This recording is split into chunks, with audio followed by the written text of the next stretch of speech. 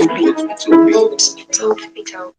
right, guys, that's the reason why we are here this evening. I'm sure if not for Peter Obi, the man of the moment, the man that is making everybody want and believe that it's possible to have a better Nigeria. I'm sure some of us, I personally, I really don't enjoy hosting spaces, but I feel like at this point, if I have to stick with what I enjoy, many of us, we have to do what we can do. So please, guys, quickly on the jumbotron, I have the I have the YouTube channel for the violence space. So we are currently airing live, I believe, on violence space. I'm sure, probably I confirm that. Um, so please let's try to share that YouTube channel so that I mean the reason for this is not really for the clout of it, to be honest. It's really for us to learn some, because I know some of us will learn to now understand, or at least there's still loopholes. So I'll just quickly run through what we'll be doing throughout this space, and so that you can why we did it, why we also went on YouTube live, so that I know some of you are in diaspora and you have your families in Nigeria that you have told them to vote, right? And you probably want them to be able to do the right thing and know what to do at the polling unit. So that's why we have that. It's currently airing live on YouTube. So you can share the YouTube link to them. It's on Jumbotron. We have two posts on Jumbotron, YouTube link, and as well the election tips that I posted earlier, which can help us a lot. So those are currently on the Jumbotron. So please share it to your people, your diaspora people that are currently that can't get on YouTube, that can't get on Twitter space currently, and that would go a long way. All right, in today's space, we are just going to look at some tips and some things based on people's experience. I know within the space we might have some people that have had some INEC experience come up and just give us basically advice that we could, those things that we cannot be taught literally. Those things that just comes with experience. Then also within the space, I'm hoping to have like some of our young legal minds to tell us what our rights are in this. So on election day, you are fighting for your rights. It's easier. If you are fighting for something and you are begging, like maybe something that is a privilege, it's different from if you are talking about something that is your right. So hopefully some of the legal minds would give us some, legal perspective to it. Just, points like, some of them I was able to reach out to. I told them just key points. We are saying it's our right to do this particular thing. Is it our right to call out someone that is selling out vote or something, and all that. Then, like I said before we came in here not too long ago, I said one thing we also permit on this space is if some of us are good at DIYs, we do things ourselves. So if you have a good knowledge of how to make some self-defense strategy as well. Like, of course, we are not physical on the field, so you can't do taekwondo self-defense strategies, right? So, but if you know how to, for example, make, I don't know, I think the common one is pepper spray. I think that has been out there. But if you have a special tips to make it, you can also come up and tell us what we can do. Because, of course, thank God for what is going on in the country just now. I'm sure some of us have seen what's happening in Lagos, the military people, but we don't want to rely on that because, I'm sure some of us know that anything can go wrong at any point in time. Then also, please, for those of us that will be participating in 100 million man march, some of the information that we'll be sharing here, it will be advisable for you to get them and, joining the 100 million man march tomorrow. We're actually working to see if we can push as much information out there so that people, we are just, even as of now, how many are we here? I think we are just about 20 something people. Of course, maybe people will join us later. But the point is that even if all of us here are going to be in Nigeria to vote, we'll probably be one polling units, right? 23 polling units, and that's not what we need to win an election. So that's why we are saying whatever you have here, if you are on the 1 million march tomorrow, you can also pass the knowledge across to people so that they can also, pass it on. Because this election, I know a lot of people are distracted with many things, but people don't know. I think we've passed the stage where we just do. I mean, of course, we can still drag, we can still press neck till election day. We should, but I think we've gotten to like that point where the primary focus for everybody. That's why I give a lot of shout out to my brother here, JP. I've seen him sometimes put out content that it's very important, because we can do all we want to do, but if we don't deploy, if we don't know what we are supposed to do on that day, you can be on the I was talking to one of my brothers recently, and I was like, we've been preaching, go to the polling unit, wait after voting, go to the ward center, but you could be in the polling unit and just sit there until the things that you want to do will be happening before you, and you will not know, because you don't know what you are supposed to do. You get? So it's why we need to have these spaces. It's why we need to pass the knowledge. I usually tell people that I know Peter Obi will win. I know Peter Obi will win. But the truth is that I want us to cover every loophole. Let's get every vote as much as possible. No time for leaving out some votes, because what we want is a landslide win, and that is very important. What we want is a landslide win. Kelly, I can see your message. I'll get back to you on that shortly. What we want is a landslide win, so it's very, very important. So this space is really very much of an informative space. Of course, I know one thing about us Nigerians is we know they like book too much, and I don't understand, but it is what it is. We just have to force it. Literally, we have to force it. That's why I know if we say it once, it will not be enough. That's why I said no.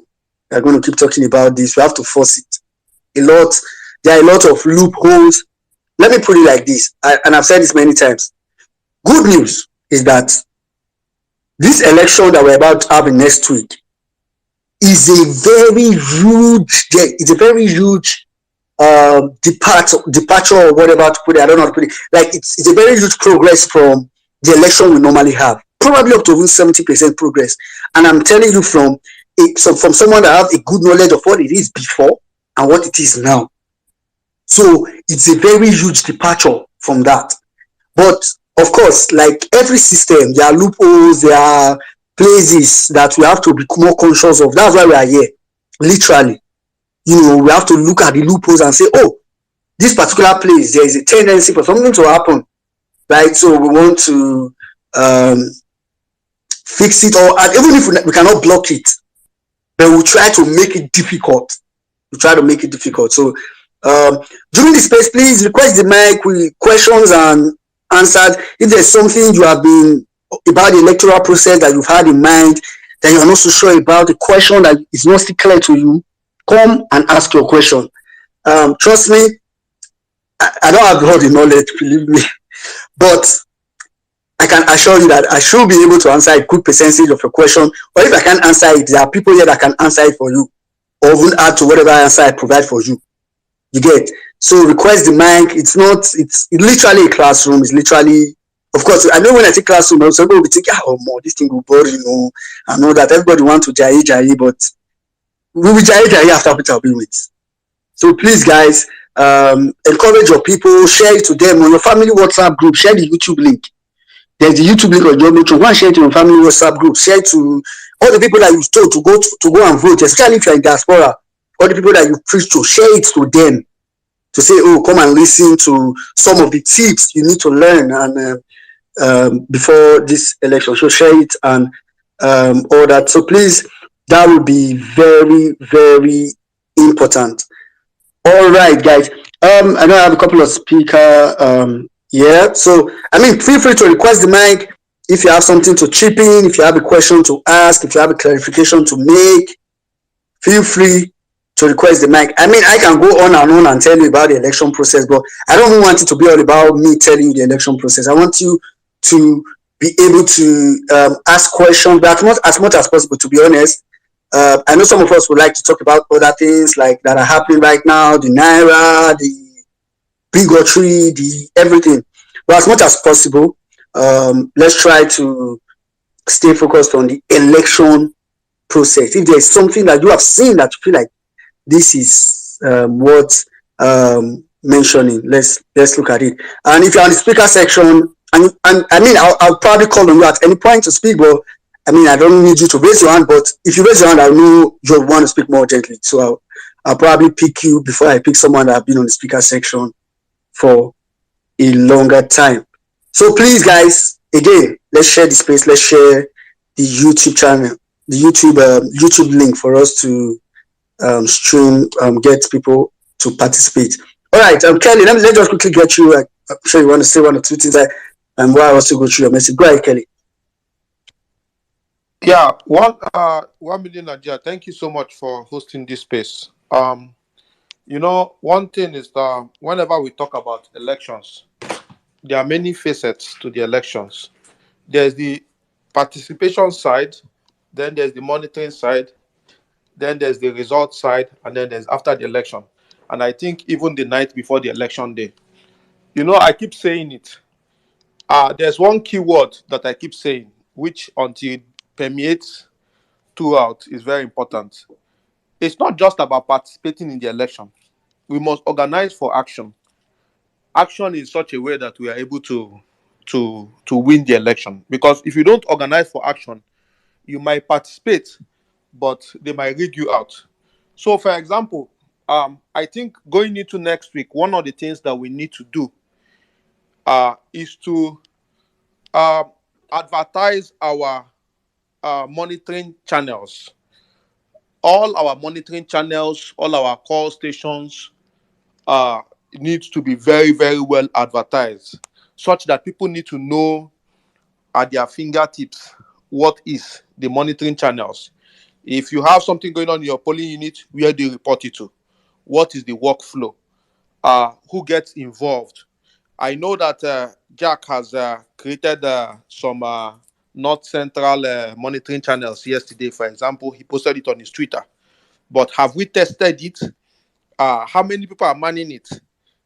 Are there other geopolitical zones or even from the Labour Party?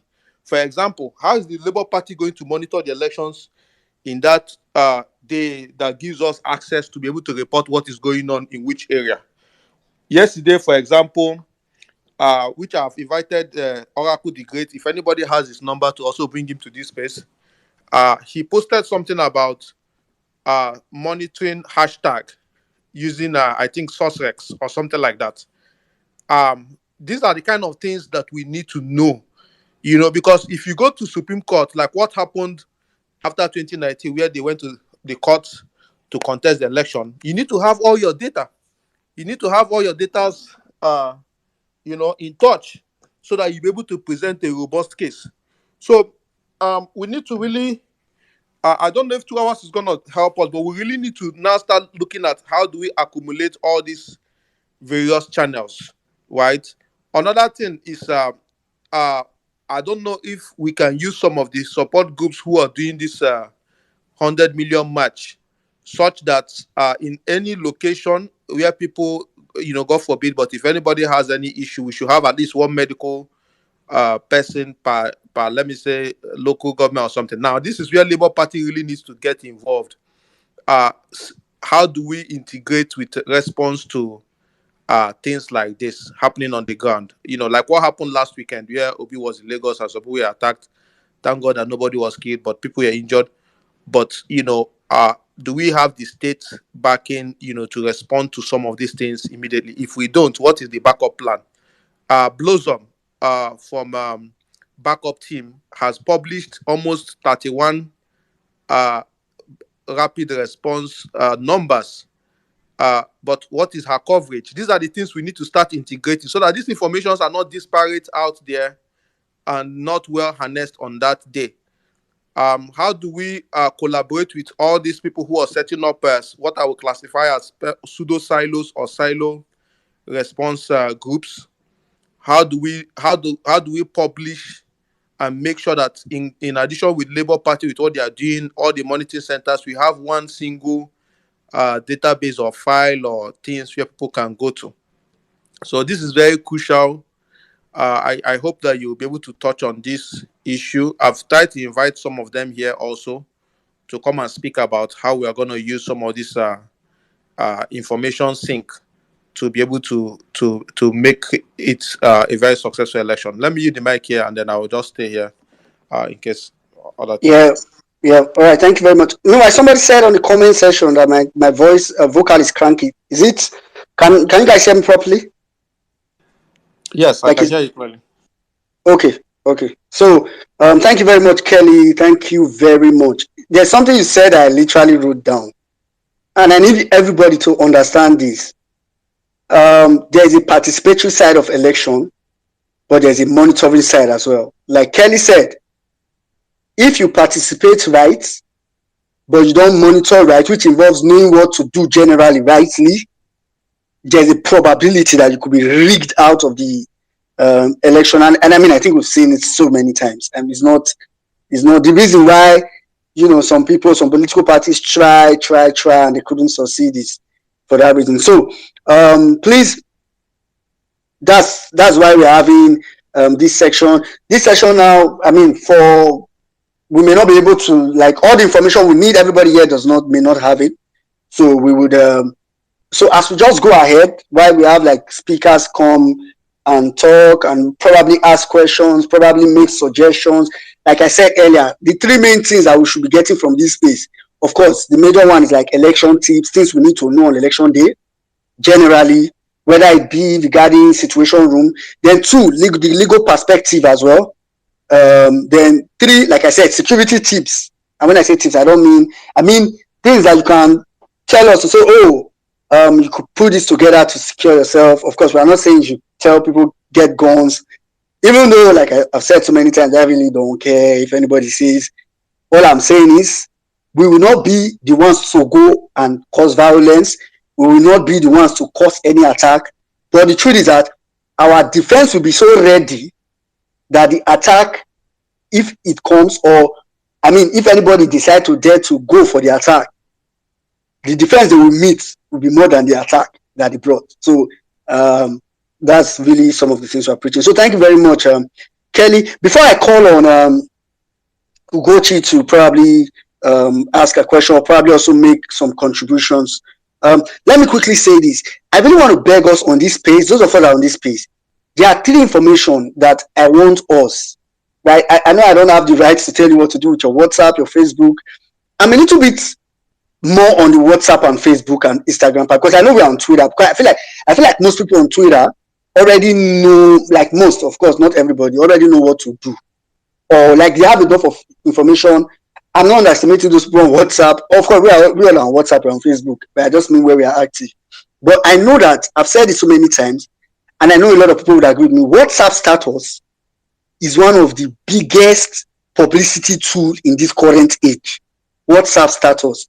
So that's why I used to beg people that anything you see on Twitter that makes sense, move it to your WhatsApp status. Anything you see on Twitter that makes sense, move it to your WhatsApp status, so that you can at least inform a wider range of people. So three things, please, and I will keep announcing this throughout the space.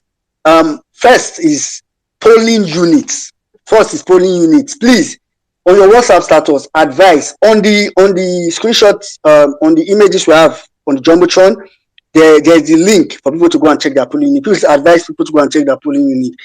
It will be very, very, I know how elections days are. It's not, I mean, election day, one thing can destabilize you, believe me. So it will not be very wise if on that day people start getting destabilized. So please advise people to go and check their polling unit. It doesn't take 2 minutes. You open the link, you put your information, which is, I think, your name, your surname, state, local government, date of birth, finish. And it brings out where your polling unit is. That is all. It's not something that it's that simple, to be honest. So please advise people as well. Then, all these tips that we are sharing, for example, the TV screenshots that I shared earlier today, I would want people to share it on their WhatsApp status to teach people. You get. Then also, there's one news that we are not, I don't know why that news have not trended enough. The fact that PDAPC are planning to share fake money on election day, that is a very important news for people to know. That news by now, I feel like even my grandmother in the village should have heard that news. So please, this three information, if you can, please, I crave your indulgence, I'll be intelligence. Oh God, help me. I crave your indulgence to Put them on your WhatsApp status, put them on your Facebook page, and so on. So within the space, please, if you have any questions regarding this is the time you have. We have people here on this space. I'm even seeing them already that have had experience, either being an agent, either being an observer, either being a previous staff of ad hoc staff that have information, experience. Come and learn. Come and learn. Ask questions. If there's something you're still not sure of, if there's something, it's better you learn now and go to election that day fully informed than you go and learn on that day. And this is very important. All right, Mo, I'll come to you. Let me just quickly go to Ugochi. Ugochi, how far? Hi, well meaning. Good evening. Please, can you hear me? Yes, the background is slightly noisy, but I mean, I can hear you. Go ahead. Yes, sorry. I'm actually taking a walk. So I just want to say quickly so that I will not take much of time. I've worked as an ad hoc staff 2014 by-election, 2015 general election, gubernatorial election, and same for 2019. So to a large extent, I kind of have a very good understanding of what happens at the polling unit. The only thing is that since the advent of the beavers, I've not, been able to use it. But I've gone to read, I've read very well over through the Electoral Act and the rules and regulation for the election, 2023 election. It's on INEC website. I've downloaded it. I've gone through it. There was even a time when People's Parliament first started. We went through the Electoral Act, which is, very important because for somebody like me, I like to operate from a place of knowledge. That's how I do my things. So if I don't have knowledge, I rather just, keep quiet. So that being said, I just want to add a little bit to what you said earlier. See, this space is very important because whether you are home or abroad, it doesn't really matter.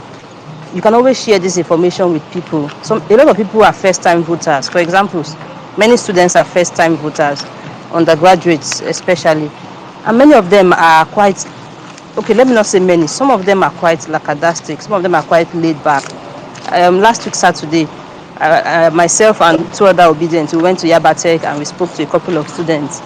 Honestly, even the guys, they just tell me, say, I better go to these people, no get PVC, move they go, but I stayed back to, continue talking. Many of them are just, they're, maybe because they're not paying bills, maybe because they can't see the big picture. I really cannot say for everybody, but it's just sad that some of them are less concerned. But after speaking with a couple of them, they started to understand, the direction I was coming from. For some of them, I don't blame them. They don't have knowledge. Like I said, they don't have knowledge. It's when you have knowledge, you can understand things. I was speaking to an undergraduate who is, I think, a university student, and I asked him, when we were in school, there is this thing we used to say, I want to graduate and get a job where I'll be paid 200,000 or 300,000. And I believe you have that kind of dream too. And he said yes. And I asked him, where are the jobs? Many of us came out and we were disappointed because we were like, we just felt like we were in the middle of an ocean. We don't know how to swim. We don't know how to navigate. And many people just do whatever they want to do, and we are just disappointed. So this is the time for you don't have to wait for Nigeria to happen to you for you to be involved in this election. You don't have to wait for Nigeria to happen to you for you to be involved in this election. For somebody like me, I talk to job seekers every single day, every single time. And I know what job seekers are going through. I know what job seekers are suffering. So if you have anybody who is an undergraduate and they feel like, I beg anything will happen, make it happen, then they are joking with their future. Please tell them they are joking with their future. Voter education is a very important aspect of this election. If the voters are not educated, like Well-Meaning said, we will go to the polling unit and not know what to do. So we must educate ourselves so that we will know what to do at the polling unit. Like not everybody will follow the ad hoc staff to the collation center. Maybe some people are old, we have elderly people, or maybe some people might be less concerned, but at least most people should But if we don't educate ourselves, how do we know when to move or when not to move?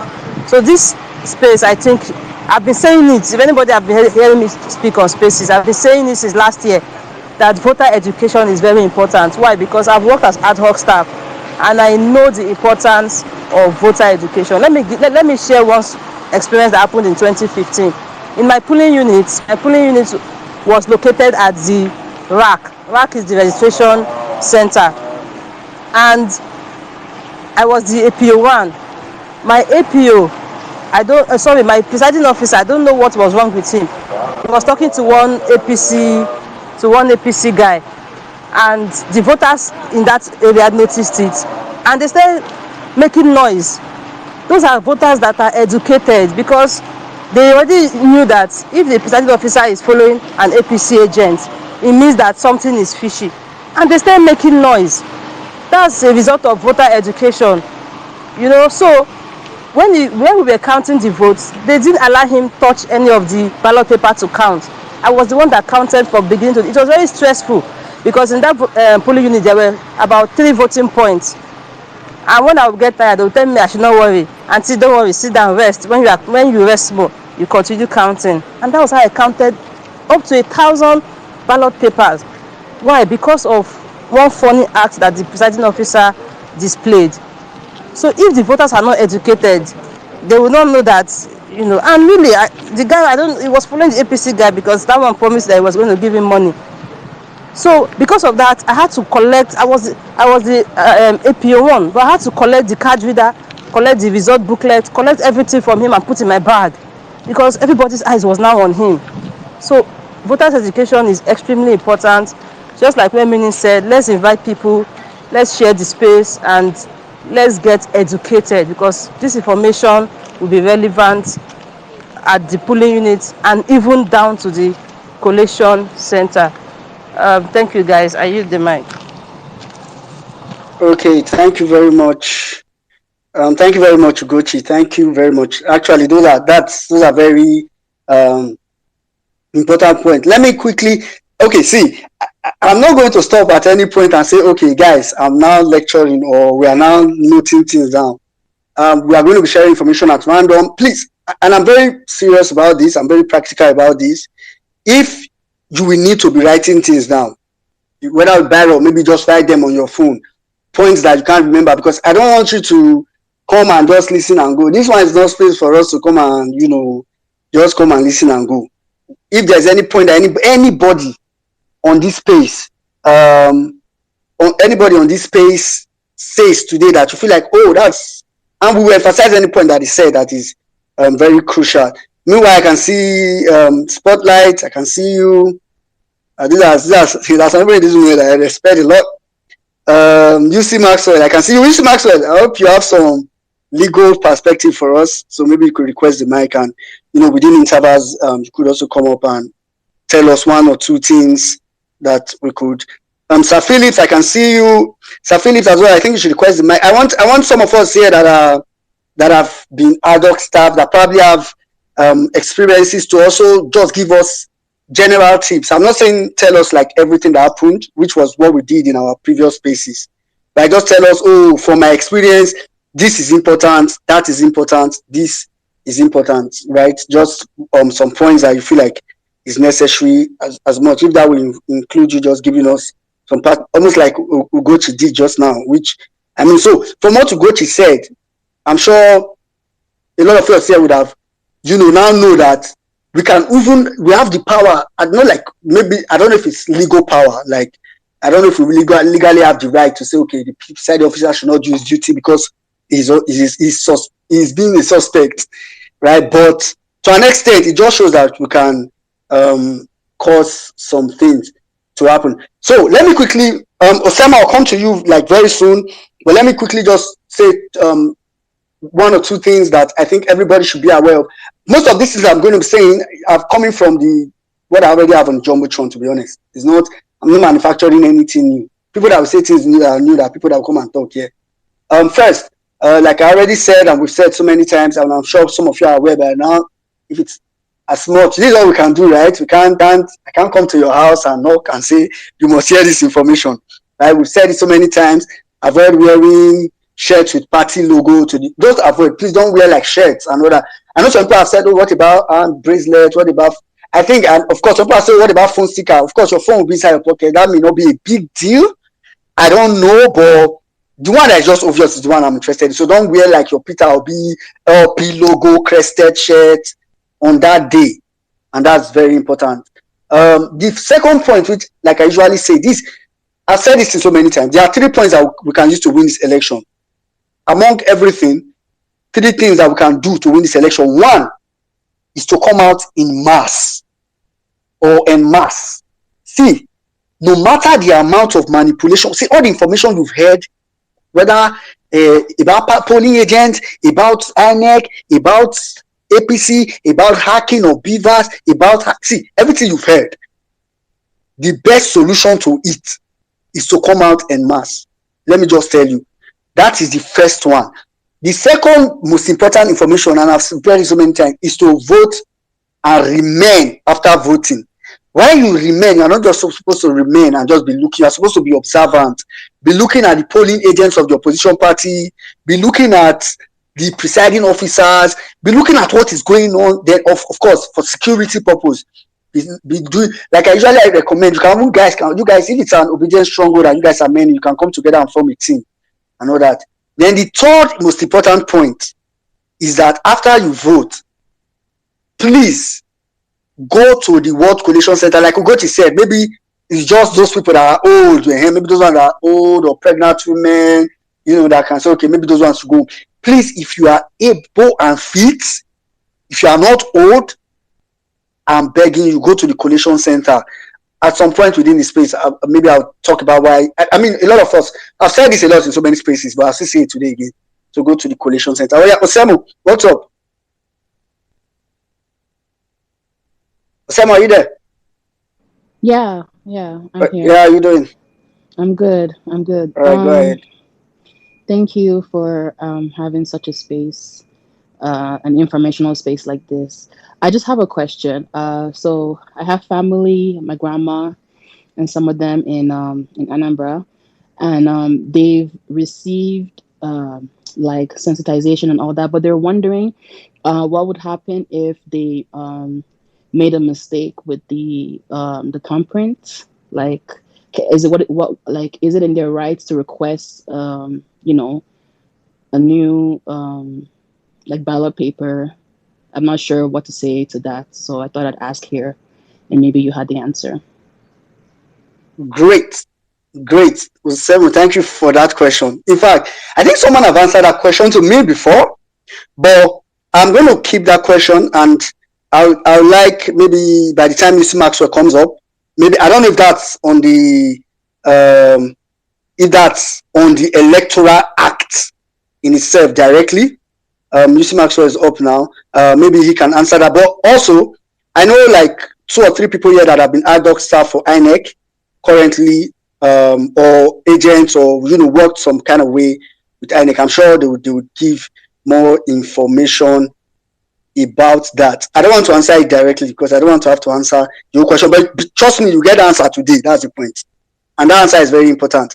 What would happen if a dent is on your okay, let me just quickly ask Mo. Mo, are you there? Yes, I am. Good evening. So good evening. What about you doing? Sorry. I'm good. Good. Yeah. Thank is there a specific instruction for if a voter damages his or a ballot paper? Okay, so before voting starts, it's the responsibility of the ad hoc staff, I think the PO or the APO1, to give an orientation to every voter. So I know a lot of persons are doing some street sensitization, teaching people how to use the ballot box, teaching the ballot paper, how to fold it, how to use your index finger to vote for your preferred party, the space and all, which is very good. But before voting starts, it's the responsibility of I think the APO1 or the PO to just do a brief lecture of how to vote and how to fold your ballot paper so that your vote will not be invalid. They will just give a lecture Like what we did, we just give a lecture, and in fact, many of the party agents will even be telling their voters that they should pay attention, because everybody is scrambling to ensure that all their votes count. So they would listen. See, the PO, the presiding officer, is the commander in chief of every polling unit. I mean, he's the commander in chief of every polling unit. Nothing can happen in a polling unit without him. And everybody that has been, you see, the polling election is always interesting. I'm telling you, it's very interesting. If you're a first time voter, it's always interesting, because when you get there, everybody has a mission, everybody has an agenda. The drama and everything that is going on. The agents want to come and deliver because they have been paid to do so, or they have been asked to do so, or because they receive a certain incentive for delivering their polling unit. So when they come there, they have to behave. They have to behave. So the presiding officer is going to do an orientation, and everybody will be told to listen attentively. He's going to show you, okay, this is your ballot paper for this. He will tell you, and he will specifically tell you, oh, this one with the red label is for president. This one with the blue label is for Senate. This one with the is color coded, because it's not everybody that can read and write. You understand? We have some persons who are not really who are learned but not really educated, and who can only identify by color, and who can only identify by the party symbol. So the presiding officer will just say, okay, don't go and thumbprint your House of Rep vote where it's supposed to be president. So he will just emphasize, take note to the one with the red is president, the one with the blue is Senate, the one with the green is House of Rep. Then he will now say, okay, see the party here, oh, this is not where you are supposed to put your thumb, oh, your index finger, oh. This is where you are supposed to put it beside your party logo. He will now emphasize, ensure that it does not touch the line. If it should touch the line, invalid. So everybody will be paying attention at that particular point in time. It's part of the duty of the ad hoc staff to do that. Okay. So you can't afford just to make a mistake after that lecture, because he will warn you and warn you and warn you that once you destroy your ballot paper, that is the end. So. Okay, all right. Thanks, Mo. Thanks, Mo. That was actually quite insightful. But Kelly, I can see your hands. Meanwhile, Osama, we're not fully done with that question. Sorry. Okay, Kelly, let me just quick. Most answer is actually because what your question, to be honest, with the amount of education that happens at the polling, I mean, education on how to vote, not like full education, but it's usually most of the time people that won't spread their ballot may not come and say something, right? But I still think, to your question, which is the fact that whether they can give another ballot paper, because I'm trying to imagine that, let's say the mistake is not even thumbprinting. Let's say after collecting ballot papers, you are going, something happens, you fell down, the ballot paper got torn. Like, I mean, can they change it in that scenario? Like, so I think that's one information that we'll try to get within the course of this space. So Kelly, go ahead. Sorry. They won't change it, based on my experience. They won't change it, because we have been reliably, the INEC knows the amount of every ballot paper that goes to every polling unit and goes to every voting booth. So that's why they always emphasize to the presiding officer to ensure that they educate these persons. And once they give you your ballot paper, they will tell you, protect it at all costs. And you can't afford to do that. You have to be very, very mature at that particular point in time, and you have to be very, very careful at that particular point in time, because they cannot give you another. You've been already, every accreditation equals one ballot paper. You get, so there will be no extra for you. That means you can't vote. Okay, I get what you're saying, but I mean, I think I've got, okay, but no problem. I think we didn't, because it's not a mistake that people usually make. So it's not an answer that people usually have handy. But more, I kind of relate with what you are saying, actually. Kelly, go ahead. Just Max, I saw you and I'll come to you. Kelly, are you there? Yes, I'm here. I wanted to say that I'm going to share some videos on how this beavers is explained and all some of these things on the Jumboton. I'm looking for those videos. But yeah, there are some really good videos there that people can watch. It's just 3-4 minutes clip videos. And because you see, for example, in Osun State election, for example, even though the election is in court. If you remember, after the election was conducted, LP candidate got 3,000 votes. Invalid vote was 27,000. So even how you vote, wrong voting can cause, in a tight margin election or an election that is very close, uh, a candidate of LP can lose. So that invalid vote Mo was talking about how the um, ad hoc staffs are going to be doing that messaging is very important. You must vote within the box that is across the LP parties. And there's something I saw 2 days ago. This ad hoc staff, well meaning Nigeria, one of the reasons why they need to be really monitored is that yesterday, 2 days ago, I saw in Vanguard newspaper that INEC is planning to pay this ad hoc staff 5,000 naira.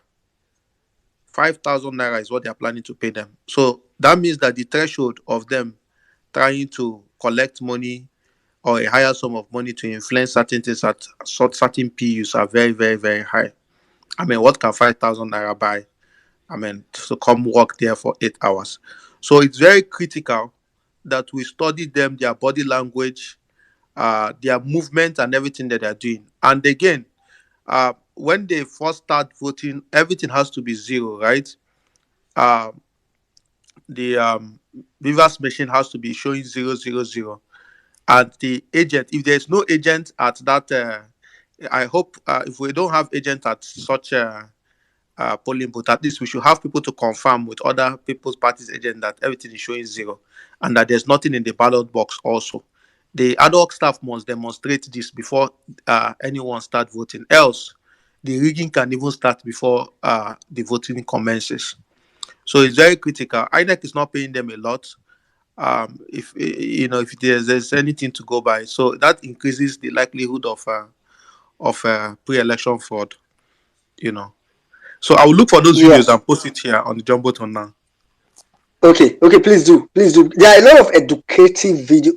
I forgot. Maybe I'll try to get. There's even, for those of us that know Yaga Africa, they call them Not Too Young to Run. They have about 48. Last time I checked, I think it was about 44, 48 videos on YouTube, 5 minutes each, that talks about the election. All of them might not be relevant to you currently, but some are relevant. And two of them that I consider the most relevant, our big brother here, JP, posted them some time back. And for me, those are like the two most relevant. And even after I posted it, I've also, pushed for us to promote those two videos, right? And I just hope people have watched them. Morga, Peter Obi Save Nigeria Group USA. I can see you. Welcome, sir. We are just in a classroom here trying to learn one or two things that we can use to favor the election. I know normally you are supposed to have you used to have your space every day. So hopefully we'll be done in time from here for you to also kickstart our USA night squad as soon as we can. Thank you very much for coming around. Actually, sorry, Anda, I'll come to you. Kennedy, I'll come to you. Sorry. The question that Osemo asked, right? I know Mo answered it to an extent, but of course, Mo was an adult staff. I'm sure he did not have experience of anybody spoiling their ballot paper, or at least back then it wasn't resolved. Juicy Max just posted something on Jumbotron, but I would allow him to talk about it by himself. Juicy Max, go ahead. Juicy, are you there? I'm kind of at a place that is noisy, so okay. Maybe I saw what you posted actually, so maybe I will just talk about it myself. Is that fair? I don't know. Go ahead. I think your volume is okay. Go ahead. Okay, all right. I apologize. I'm heading home from work. I'm riding with a friend. So, just to answer the question, basically, you were talking about the possibility of getting another ballot paper if you happen to spoil your ballot paper which you were given to vote. Now, according to law, if you check the Jumbotron, I've posted something in relation to that. If you also check the comment section, I've posted something like that. According to law, by virtue of Section 53 of the Electoral Act 2022, you would see that you have the right to get another ballot paper. You are entitled to another ballot paper if you happen to spoil the one that you are supposed to vote. If you spoil the one for presidency, You go to the presiding officer, tell him you've spoiled it. He's going to inspect it, and then he will replace it. Now you have a duty. Do ensure that the one you spoiled, he writes cancelled on that particular ballot paper. It's very important because we may have some reasons for people to play fraudulent during the elections. If they don't write anything on that ballot paper and they carry it and still slot it into the ballot box, it will count as overvoting. Of course, you know that. But once cancelled has been written on it, the presiding officer is just to write cancelled and keep it differently. So if you happen to spoil your ballot paper when you're about to vote, you make a wrong printing, please, you have the right to, you are entitled to another one to vote, not just the Electoral Act. You know, they released a regulations and guidelines for the conduct of the elections for 2022. So if you also check clause 27 of that particular regulation and guidelines, you would see it there. So that is the answer to the question that I don't know who asked. Thank you. All right. 1 minute. Can I quickly add something, please? Okay, go ahead.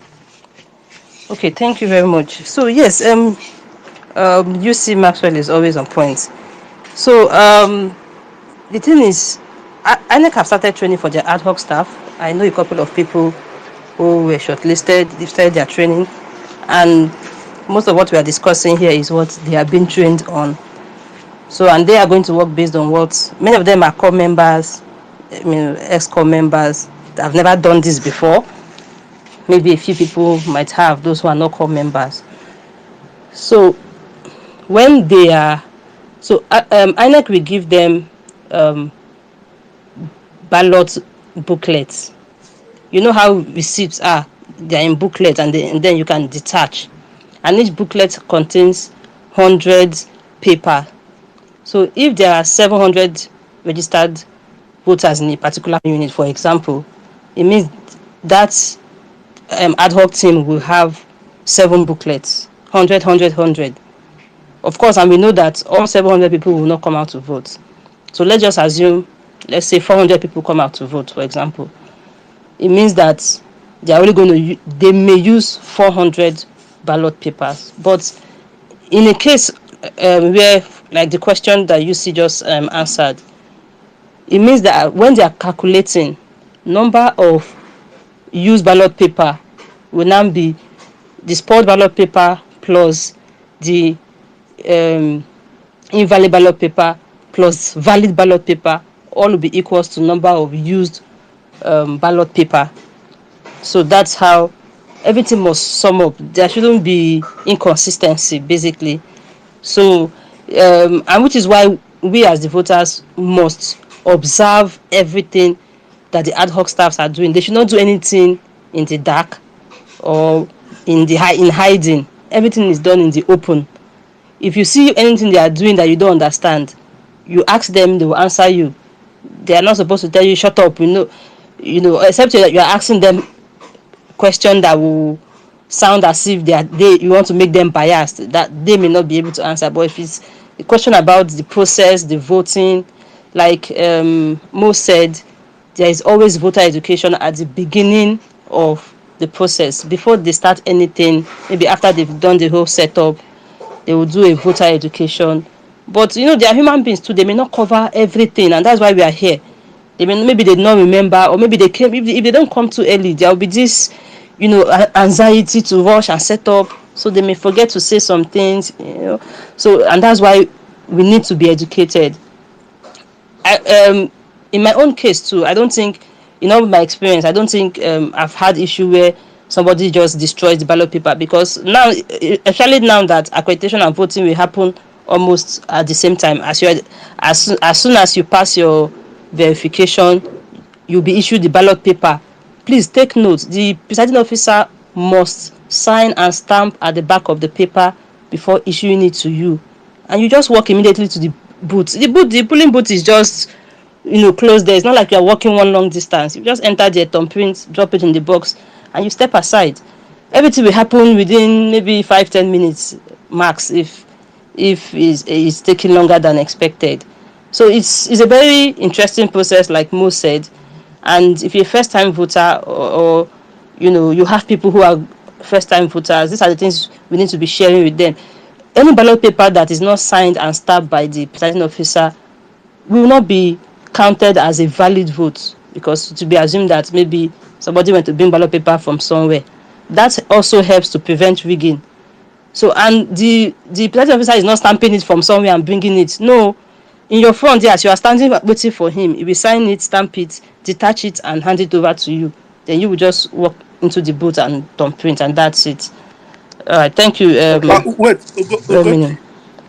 Quick question. Before the ballot paper is handed over to the individual has to be accredited first by the beavers before they hand it. Exactly. Yes. So that's the workflow. Yeah. Yeah, okay. Let me quickly, I was going to describe the workflow actually, since Ugochi already brought it up. So this is how the typical workflow is, right? When you come and from the beginning, please take note, everybody. Like I've said this a couple of times, 3 things you have to, maybe like 4, 3 to 4 things you have to note when they come, before they won't, like after they set up, before voting start. One that we have emphasized a lot on the Jumbotron, the document we have there, I won't put a screenshot of what that screen looks like, is that you must confirm that the beavers is within 0. 2, you must confirm that there's result sheet and that is empty, because a copper can come to the polling unit and not have result sheet, especially in all these places, or like especially before when they used to rig election anyways, or the result sheet must be available, so that if it's not available, you can probably call them to bring it before, because if people do election and result sheet is not available, there's nothing, because there's nothing you can transmit. You can't write the result on ordinary paper. So you must confirm that the result sheet is available and of course it's empty. Then another thing is you must, maybe not, I don't want to say not necessary. You can confirm that the ballot box is empty, just to be sure that there's no ballot paper that INEC forgot to remove, because they are not using new ballot boxes. It's from the old elections. So you can just maybe confirm. It's rare for something to be said, but it's not bad to check. So when they've done all this and election want to start, and Kelly, this is the workflow. You stay on a queue, right? There are like 4 normally in every polling unit, in a normal polling unit, except maybe in cases where they have to introduce an additional beaver, which might be rare in this election. But in a normal polling unit, what you should have is, like, let's say an average of 5 INEC personnel, 1 presiding officer who is more like the Oga Patapata in that polling unit, 3 assistant presiding officer, and 1 security officer, usually 1, but I don't know if it can be more than 1 this time. So the presiding officer is the head. The workflow is the APO 3, which is the assistant presiding officer 3, is the one in charge of the queue. Is the one that controls the queue, more like next, and all those kind of things. So the APO 3 calls you. If it's your turn, you enter within the voting area. It's usually an open field, but of course, the place where they will be, usually you see them, they'll set up like a chair. Do you understand? Maybe like a table. And we said this, I think Mo said this the last time when we had this space, something. Please, obedient. For those of us that are voters, anywhere you are voting, please, as you arrive, if they've not arrived, go inside the classroom, bring out tables, bring out chairs, arrange it for them, and order. When they come, tell them, "Oh, Copper, we've arranged. Do you need help? Once you do all those things, they will already be happy. They will not take out frustration on you." And these are the kind of things that if you do in places that, because recently I've started, I don't know, okay, let me just say generally, but these are the kind of things that if you do, especially if it's a place that we are more, like as per numbers, believe me, election in that place will go smoothly, the numbers will be very robust, and everything will be very nice. So don't go there with the mindset. I know a lot of us are angry, like everybody's angry, Nigeria is not good, Nigeria is that anger, we are not taking it there that day to go and take it upon the INEC staff. Let's take it there that day to go and vote, not to take it, because believe me, if the INEC staff begin to sense like, oh, everywhere is tense, it reduces their productivity. Like generally, they'll become distracted, and like Ugochi said just now, one of the things they're supposed to do is to sign and stamp. They'll start forgetting some kind of thing. They'll just be disorganized, because now you're giving them reason to be more conscious about their security than the job. But if they know they are relaxed, you're even going to give them, let me get you water now. They are relaxed. They will work very fine and all that, and they will know that you are watching them. They will just, I'm sure. So, but for the workflow, they call you from the queue. The assistant presiding officer 3 calls you. You go to the other assistant presiding officer that has the beavers. You show him your PVC card. He will use your PVC card, or of course, everybody knows this now, the last 6 digits of your VIN or your surname to bring out your details on the beavers. And once your details on that beavers, which means you are in that polling unit, if you're not in that polling unit, your details will not come out. Just have that. If you're not in that polling unit, your details will not come out. Once your details come out, it will now validate that it's really you. And this is the point why they cannot rig election if you are not there. They even if they take your PVC, at least as far as I know. And they, legally, with the normal process, they can't rig election. So it will now validate you with either your fingerprint or your face. And I've said it so many times. Please, let me just take this opportunity to emphasize it again. If it tells you it is not successful, tell him you want to see it. That's why on the document I have on the Jumbotron, I have a screenshot of what it is like, what the screen will look like if it is successful, what it will look like if it failed. Tell him you want to see it. And I've said it so many times. Why it's important for you to see it is that if it failed and it told you it is successful and you go and vote, that means that polling unit already have overvoting. Because your accreditation failed, but it told you to still go and vote, and now you've gone to vote. Meanwhile, when the numbers are being added later, it will not add up. Automatically overvoting, even if it's just you. On the other hand, if it told you it is successful, did I say that right now? So, okay, that's if it told you it is successful, meanwhile it failed, right? And you still went to vote. On the other hand, if it told you it failed and you didn't check it and you left, it might give your ballot paper, especially if it has been bought over, it might give your ballot paper to somebody else to go and vote. Meanwhile, so that one will not be about voting because accreditation data is there. It was you. They don't know. INEC does not know really collected ballot paper. So that's important. So after they accredit you, and this for Kelly and everybody, sorry, to Kelly's question. After you've done accreditation, you will now go to the last APO, which is more like APO 2 or something, who has the manual register. What happens on the manual register? The manual register is a photocopy document. It will just only tick your name on the manual register to just show that you came with biro, tick your name. After you have ticked your name, you now go to the presiding officer. The oga pata you go sit down like this. You will sit down. Your ballot paper, the ballot paper and everything will be in his front. He will have normally he should have a pen in his hand and he should have a stamp beside him. Once you come to his front, he will take a stamp just one ballot paper and sign on it and give it to you. Then you will now go and thumbprint and put it inside the ballot box. So that's literally the flow. So usually, of course, some presiding officer tries to form, I don't know what they are forming. Some of them will sign. It's not advisable for them to sign much, but I don't want to go into all that to tell them what to do or what not to do.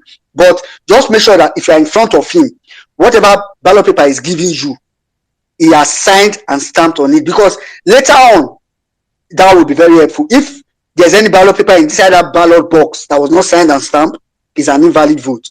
Whether it's your fault or it's his fault, by then story has changed. Kelly, I don't know if you understand the flow. Yes. So that's basically the flow. Yeah. So let me quickly come to Anda. Okay. Yeah. So Anda, let me quickly come to you. I know you have been here for some time. Go ahead. Hey, 1 minute Nigeria. Good morning, good afternoon, good evening, good night from wherever you're spacing from. Thank you for putting this together. It is really, one of the things that I have been, trying to do whenever I get a chance to speak to people about voting. Like I will always say,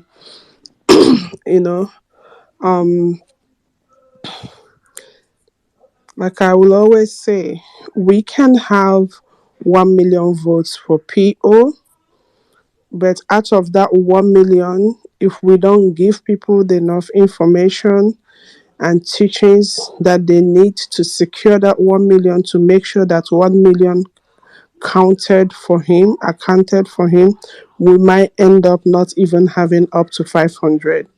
And like I said, one vote lost for PO will hurt me. Like it's going to give me more than a headache. So I want to say thank you again, 1 minute Nigeria, and everybody who is, speaking and teaching. You guys are doing a great job.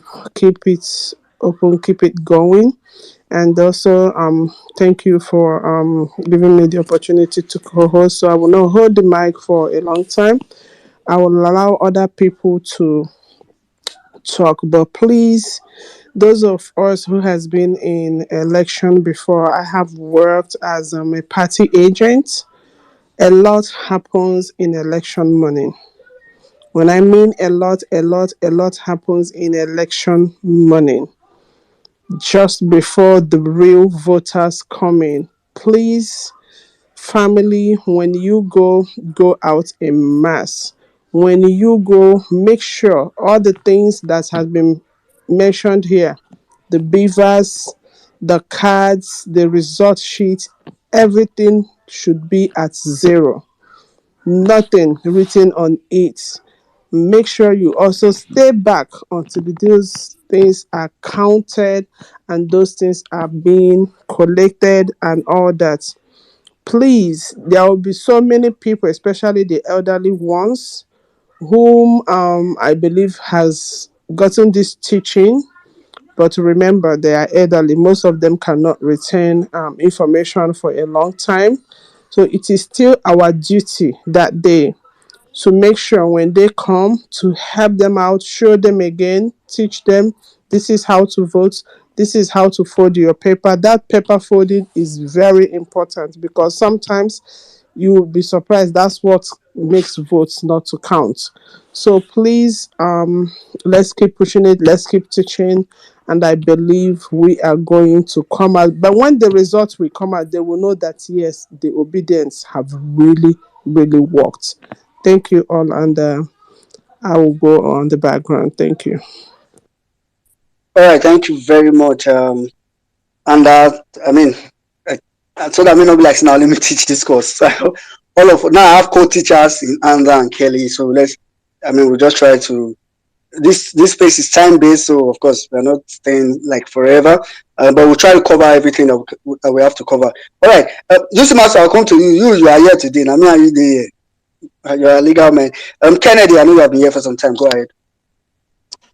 Okay, hello, good evening, all, and well-meaning Nigeria. Thank you for all you do. I've followed you in many spaces, and yeah, your knowledge and what you bring to this election process has been helpful. And by the way, you said something about the number here. You want how far you want this to go when we're 23 people. Be sure that many of us take this information to our different spaces. I am here in Port Harcourt and I belong to many groups, and be sure that all your contents are being taken, are being spread across because it's key. So to my contribution, I think I'll come from, okay, I want to ask a question and at the same time I want to make two other contributions. So the question is, this the judgment of a valid and an invalid vote is about human judgment. I think the last call should be the presiding officer who makes the final judgment. There will be agents there looking at it because at the point of counting, a ballot paper is picked, is inspected, and then is determined for which party. So and I think it's a process we want to be careful about, because if we have maybe the bias tilted against an opposition party, you see there are instances where you see clearly a ballot paper that has been clearly marked, maybe for example Labour Party, but the biggest opposition in that polling station is PDP. If there is a collision between the PDP and the presiding officer, and you have a very weak Labour Party agent, you see clear votes that are clear Labour Party. The person shouts PDP and it goes. It may be a compromised person, maybe a weak person. Since this thing is a judgment thing, my question here is, won't our agents have a chance in saying that, okay, for a thumbprint that is maybe a bit marginal across the line, or is clearly maybe 80% of it is seated on Labour Party, but maybe a bit marginal, for such, would the polling, would the party agent not bring his person into it to argue and push for it? Of course, with the assistance of the crowd. I think this kind of thing is, I just need a little clarification of how that works on election day. Will it be something that, is there any limit, any margin for which the party agent should advocate for Okay. that, for their Do you want me accuracy? to take that before you go ahead with your contribution, or I think I will appreciate that it's taken, then I can come back and bring my contribution. okay? I'll just quickly answer that. I'm glad you asked that question. If you look at the document I released today, right? I keep saying my document because, of course, but I mean, I wish that was law. Well, on the first point for phase 4, which is sorting and counting, the first point, what I wrote there was be very vocal during sorting and counting. In bracket, I wrote don't dull. Do not allow an obvious vote to be counted as invalid. In bracket, I wrote, according to INEC, a vote is valid as far as the voter's choice is obvious. And also, this is not from the typo error there, but that's fine. This is not from, I don't know if this is on the electoral act, but I've seen INEC's training manual. The only reason I've not publicized, I avoided out, but on this page now, I'll put it on the comment section and maybe on the Jumbotron. I've really intentionally avoided publicizing what INEC considers a valid vote. Do you know why? I don't want to send confusing messages out there. I don't want people to think, oh, okay, that means we have, Nigerians can be like, oh, I mean, that means we have leeway, we can, but to answer the question, and this is for everybody that is on this page, and for people you will talk to, thank God, thank you, Kennedy, and you said you guys have been passing this message. I'm hoping like that other people are doing the same. This is important. So Kennedy's question, INEC allows for up to 75%. Anybody that have done training for INEC here, they won't tell you. For up to 75%. So what INEC needs, we are just teaching 100% so that, prevention is better than cure. Instead of for us to have to now be wasting energy to argue, is why we are training people to say, oh, just vote inside the box and don't allow it to touch the line. But because Kennedy has asked this question, I'm going to say it that if you are in your polling unit, after all, this one, it don't happen. So it's not the case of, and I'm saying it because it's true. Believe me, I've said it so many times. In the polling unit, the biggest shouter, the loudest shouter, the most noisy supporters take the day. And this is, believe me, like Kennedy said, in the polling unit, what is considered a valid or an invalid vote is based, the final decision is made by the presiding officer. And that decision will be made by how much he sees that people, it's made, how will I put it now? Like he said, if there are Labour Party, a lot of Labour Party present, and throughout this conversation, I want to avoid making reference to Labour Party agents as much as possible. Do you know why? I want us to begin to cultivate a mindset that there may be no agent in your polling unit. Of course, Labour Party will have agents in your polling unit, but I want us to just assume, prepare ourselves for this election like there will be no agent. So that's why I wouldn't want to say wait for agents, allow agents, do it as much as possible. I will avoid agent talk. But I mean, except it's extremely called for. But let me put it to you. I'll put the picture and from INEC's training manual now. I'll put it on the Jumbotron soon. I've avoided tweeting it because I know if I tweet, somebody will be like, oh, that means all we are teaching is not really necessary. But believe me, you will be amazed. When I put it up, you'll be amazed at what INEC considers valid vote. The only thing INEC considered invalid vote is if, of course, it's between the two lines, between two parties, literally. But if for some reason somebody, I know obedience, your hand does not shake like Tinubu, but let's say somebody's hand was shaking when I wanted to vote and the thing now touched the line a little, that vote is valid. If it even exceeds the line a little, with your shouting and your power at the polling unit, you can make that vote valid. You will see the PDP or APC they're saying, that's invalid. You will shout and say no. In fact, if possible, the picture I'll post on Jumbotron, take it to the polling unit that day. So I'll show the copper that, can you see this? It's from your manual, what they used to train you. This is what it came out from INEC directly. So, like Kennedy, like you said, yeah, it's based on the voters, the PO's discretion, but our shouting can determine it. But just to put more information to it, I'll put something on Jumbotron. Please go ahead, sorry. I'll come to you. Thank you.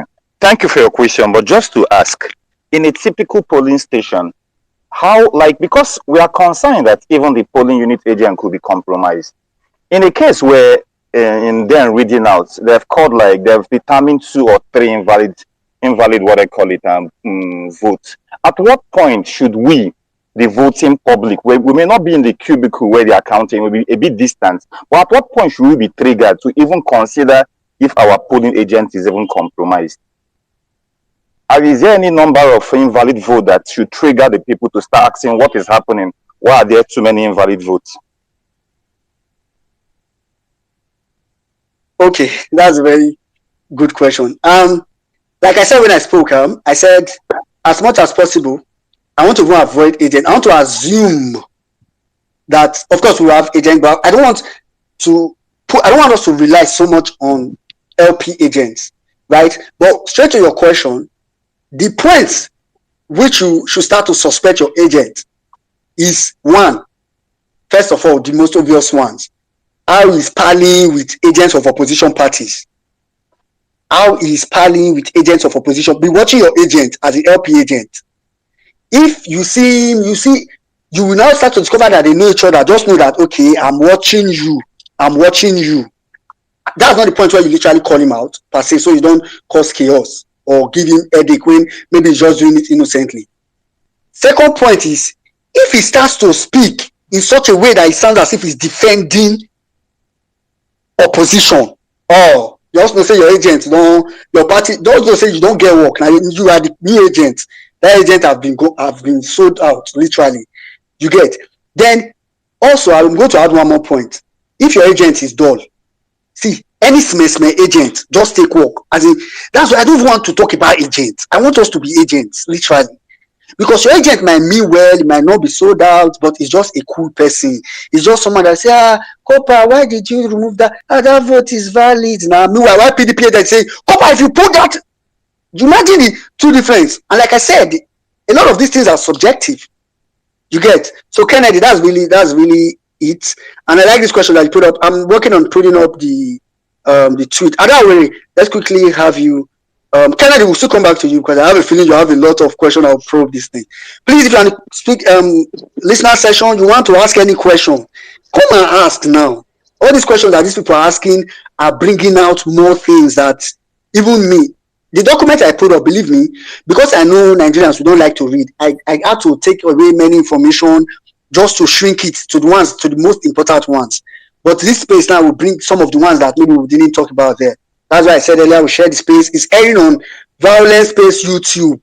So if you have your family people that you have told them to go and vote, and they are not on Twitter, your brother, your sister that you have already said go and vote Peter Obi, so they will be, especially those of us that are in diaspora. Please share Violence Space YouTube to your family WhatsApp group. Share it on your WhatsApp status. Share it and tell those people that they should tune in so that they can learn what they have to do at the polling unit. Sorry, Ada, will go ahead. Okay, good evening, everyone. Good evening, good morning, good afternoon, anywhere you're spacing from. Okay, my name is Ada Uwere, but I'm based in Lagos, and I'm a polling unit agent for my ward in Ikeja. So I want to ask something. There's something I'm always curious about. When it comes to the counting of the ballot paper after voting has ended, who should be the rightful person to count? And how should they count that ballot paper to make sure that everything is fair and free? And also, what should we watch out for when they are counting the ballot paper? Who should be there? Who should count the ballot paper, and how should he be counted? That is my question. Thank you. I yield my mic. Okay. So that question, I'll probably let me throw it to so Gochi have done INEC work before, so I think Gochi, you can still remember what you did, but Why not? Of course, I can remember. Go ahead and everything. Okay, let me also add answer. I think Kennedy. So the thing is this: the difference between you, the voter, and the party agent or the polling agent is that you cannot sign results sheets. That's the major difference between you, and they'll be wearing tags. Like Ado Rayland have said she's going to be an agent. INEC is going to give her a tag that she will wear. But I don't know, Labour Party is supposed to train their party agents or polling agents. I don't know if they've started that, but I know every party should train. No, they're working on that. They're working on that. So. Okay, so you don't have to wait for party agent to say or not to say. As a matter of fact, I was speaking with and some other staff. I told them some over Sabi party agents want to come and tell you, INEC staff, you don't know how to do it like this or do it like that. Don't answer them. So you don't like you said, you don't sorry, like what Minin said, you don't have to wait for the agents to talk or not to talk. Once they start counting, the moment voting has ended, everybody have finished done printing, all the ballot boxes is filled up, we are done. They will bring the ballot boxes to the table, because there'll be a table in front of everybody. So two ballot boxes, the presidential and the house of house of rep. They will now start bringing everything out to sort. They have to sort it, because everybody that computed, whether APC, whether PDP, is inside one box. They will now have to sort. They are sorting it. They will be raising it, and they will be show. They will let's say they raise one paper. They will show everybody. By this time, a lot of people would have come closer to them, because you have to see what they are showing you. You will not enter their faces, of course, but you'll be close. So they will raise it up and show. That's when you will now say, oh, this one is invalid, or this one is not valid, or this one is valid, because they are sorting. So all the APC will go one side, all the LP will go one side, all the PDP will go one side. See, in the field there, the ad hoc staff have to make do with what is available. Like me, when all the places I've done, when we are, I always have to. I'm always the one that sorts, because I'm a very sharp I'm very sharp when I'm doing things. So when my team members see that this person is sharp, okay, let's allow her do it. The ad hoc staff will always work as a team. So the moment they are showing it to you, like well-meaning Nigeria said, if you can see a ballot paper that maybe just a little part of the ink touched the other part, just very little. Everybody knows that it is valid. It's just very little. Even INEC says it is valid, and even you with your eyes, you know that it is valid. But let us take note that all these wicked people, they used to plant agent. I call them agents of confusion. When other people are saying no, they are saying yes. It's not mistake. Sometimes they are intentionally planted there to cause confusion. So in your polling unit, take note of such people. Maybe everybody will be saying, it's valid, we have seen it. Well, that one will be there, will say it's not valid. Everybody there will tell you, okay, look at it now, it's valid now. No, relax. You keep quiet. So the ad hoc staff know that it is valid, but they cannot just say it's valid and then anything they do that make people suspect them will become an issue. They know that it is valid, but they have to show the voters, look at it, and the voters say agree and say, oh yes, it is valid. They will now keep it along with other valid. Remember, they are sorting. So all the valid votes for APC goes one side, all the valid votes for PDP go one side, like that. That's how they will sort before they now start counting. So they're not going to count a vote that is invalid. Remember, it is doing the sorting that you now differentiate valid, spot, invalid. It is doing that sorting that you differentiate everything, so that the counting is easy. So you are counting the valid ones. You just be counting 1, 2. We have seen some videos, like there is one video that Chude posted. They'll just be counting 1, 2, 3, like that. It's easy to count because now they have been sorted out. So I hope that also gives more in depth to. All right. Yeah. So to what Adowere asked. Adowere, I think you asked 3 questions. I can't remember everything now. Can you? Okay.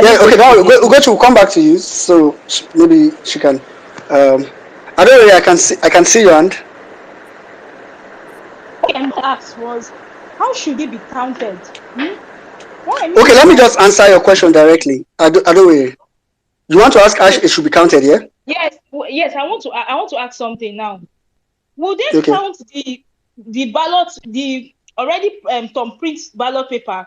Should they count it in somebody's hand, or they are counting it on that table being provided for everybody to see, or they are counting it inside empty containers or empty ballot boxes? I want to know, because okay, let me okay. I just want to know what should we watch out for when it comes to counting of the ballot paper.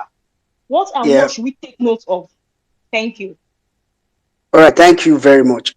I'll answer your question like simply, but with very, very practically. Ugochi has actually answered much. You see, I'll come to you. Kelly, I can see your answer. I'll come to you. That obedient, I'll come to you as well. For those okay. Earlier, someone asked a question about what happens if you make a mistake on your ballot paper? You do have the right to get another one. And UC answered that question correctly. By law, it is your right to get a new ballot paper. It is your right. Take note of what I'm saying. It is your right. But of course, that doesn't happen every time. So, like UC said, and I'm coming from this point because I want to use this question. I want to answer a lot of stuff with this question. And like UC emphasized, when you, for example, let's say you fell down, like I said, I think that's the only example I can give. You fell down, your ballot paper now tore, so you have to go and meet the copper, so it has torn and all that. Like UC Maxwell said, he's going to write cancel on the ballot paper, keep it inside maybe his bag or whatever he has, and issue you another one. You get? When the election finishes, all the ballot paper that is left, right, that people he did not issue to people. So let's say, for example, he was given 600 ballot paper, he issued 500, or 500 people came out to vote, right? So he issued 500, he still had 100. One person made a mistake, so he had to issue 501. So I need you to follow me. He's going to cancel 99 that he already has, that nobody voted, plus the one that he already cancelled before. So you will now have 100 ballot paper unused. He's going to strike them in your two very before, right? And keep those ones aside. Then the ones that people have voted on, like Ugochi explained, look at the way they count normally. People have different approaches, but I'll tell you the two common ways, depending on the presiding officer. Usually, the agents of the parties, of the major parties, of course, will stand. You will bring out each ballot paper one by one. I'm sure you watch APC primary, something similar to that. The way, what they call this man, this pastor, Isaiah Yamu of APC, blah, blah, blah, was bring and say, hey, Bola Tinubu, you give it to Bola Tinubu's agent, and so on and so forth. So the same way, he will bring out one ballot paper, he will show everybody will say LP, he will give it to the agent. For example, you're polling unit, he will give it to you to hold. That's one method. Another way is he may keep it on the table in different places. LP on one side, PDP on one side. But sometimes that one, I don't usually like that one as a person, but it's not your job to go and emphasize how you would do it per se. But usually, I think this one is the most common one. He will give it to you, LP agent, you hold one for your party. PDP, okay, there will be no PDP vote in our polling unit, but I mean, PDP agents will just be standing, APC agents will be standing there, they may not get any ballot paper, literally.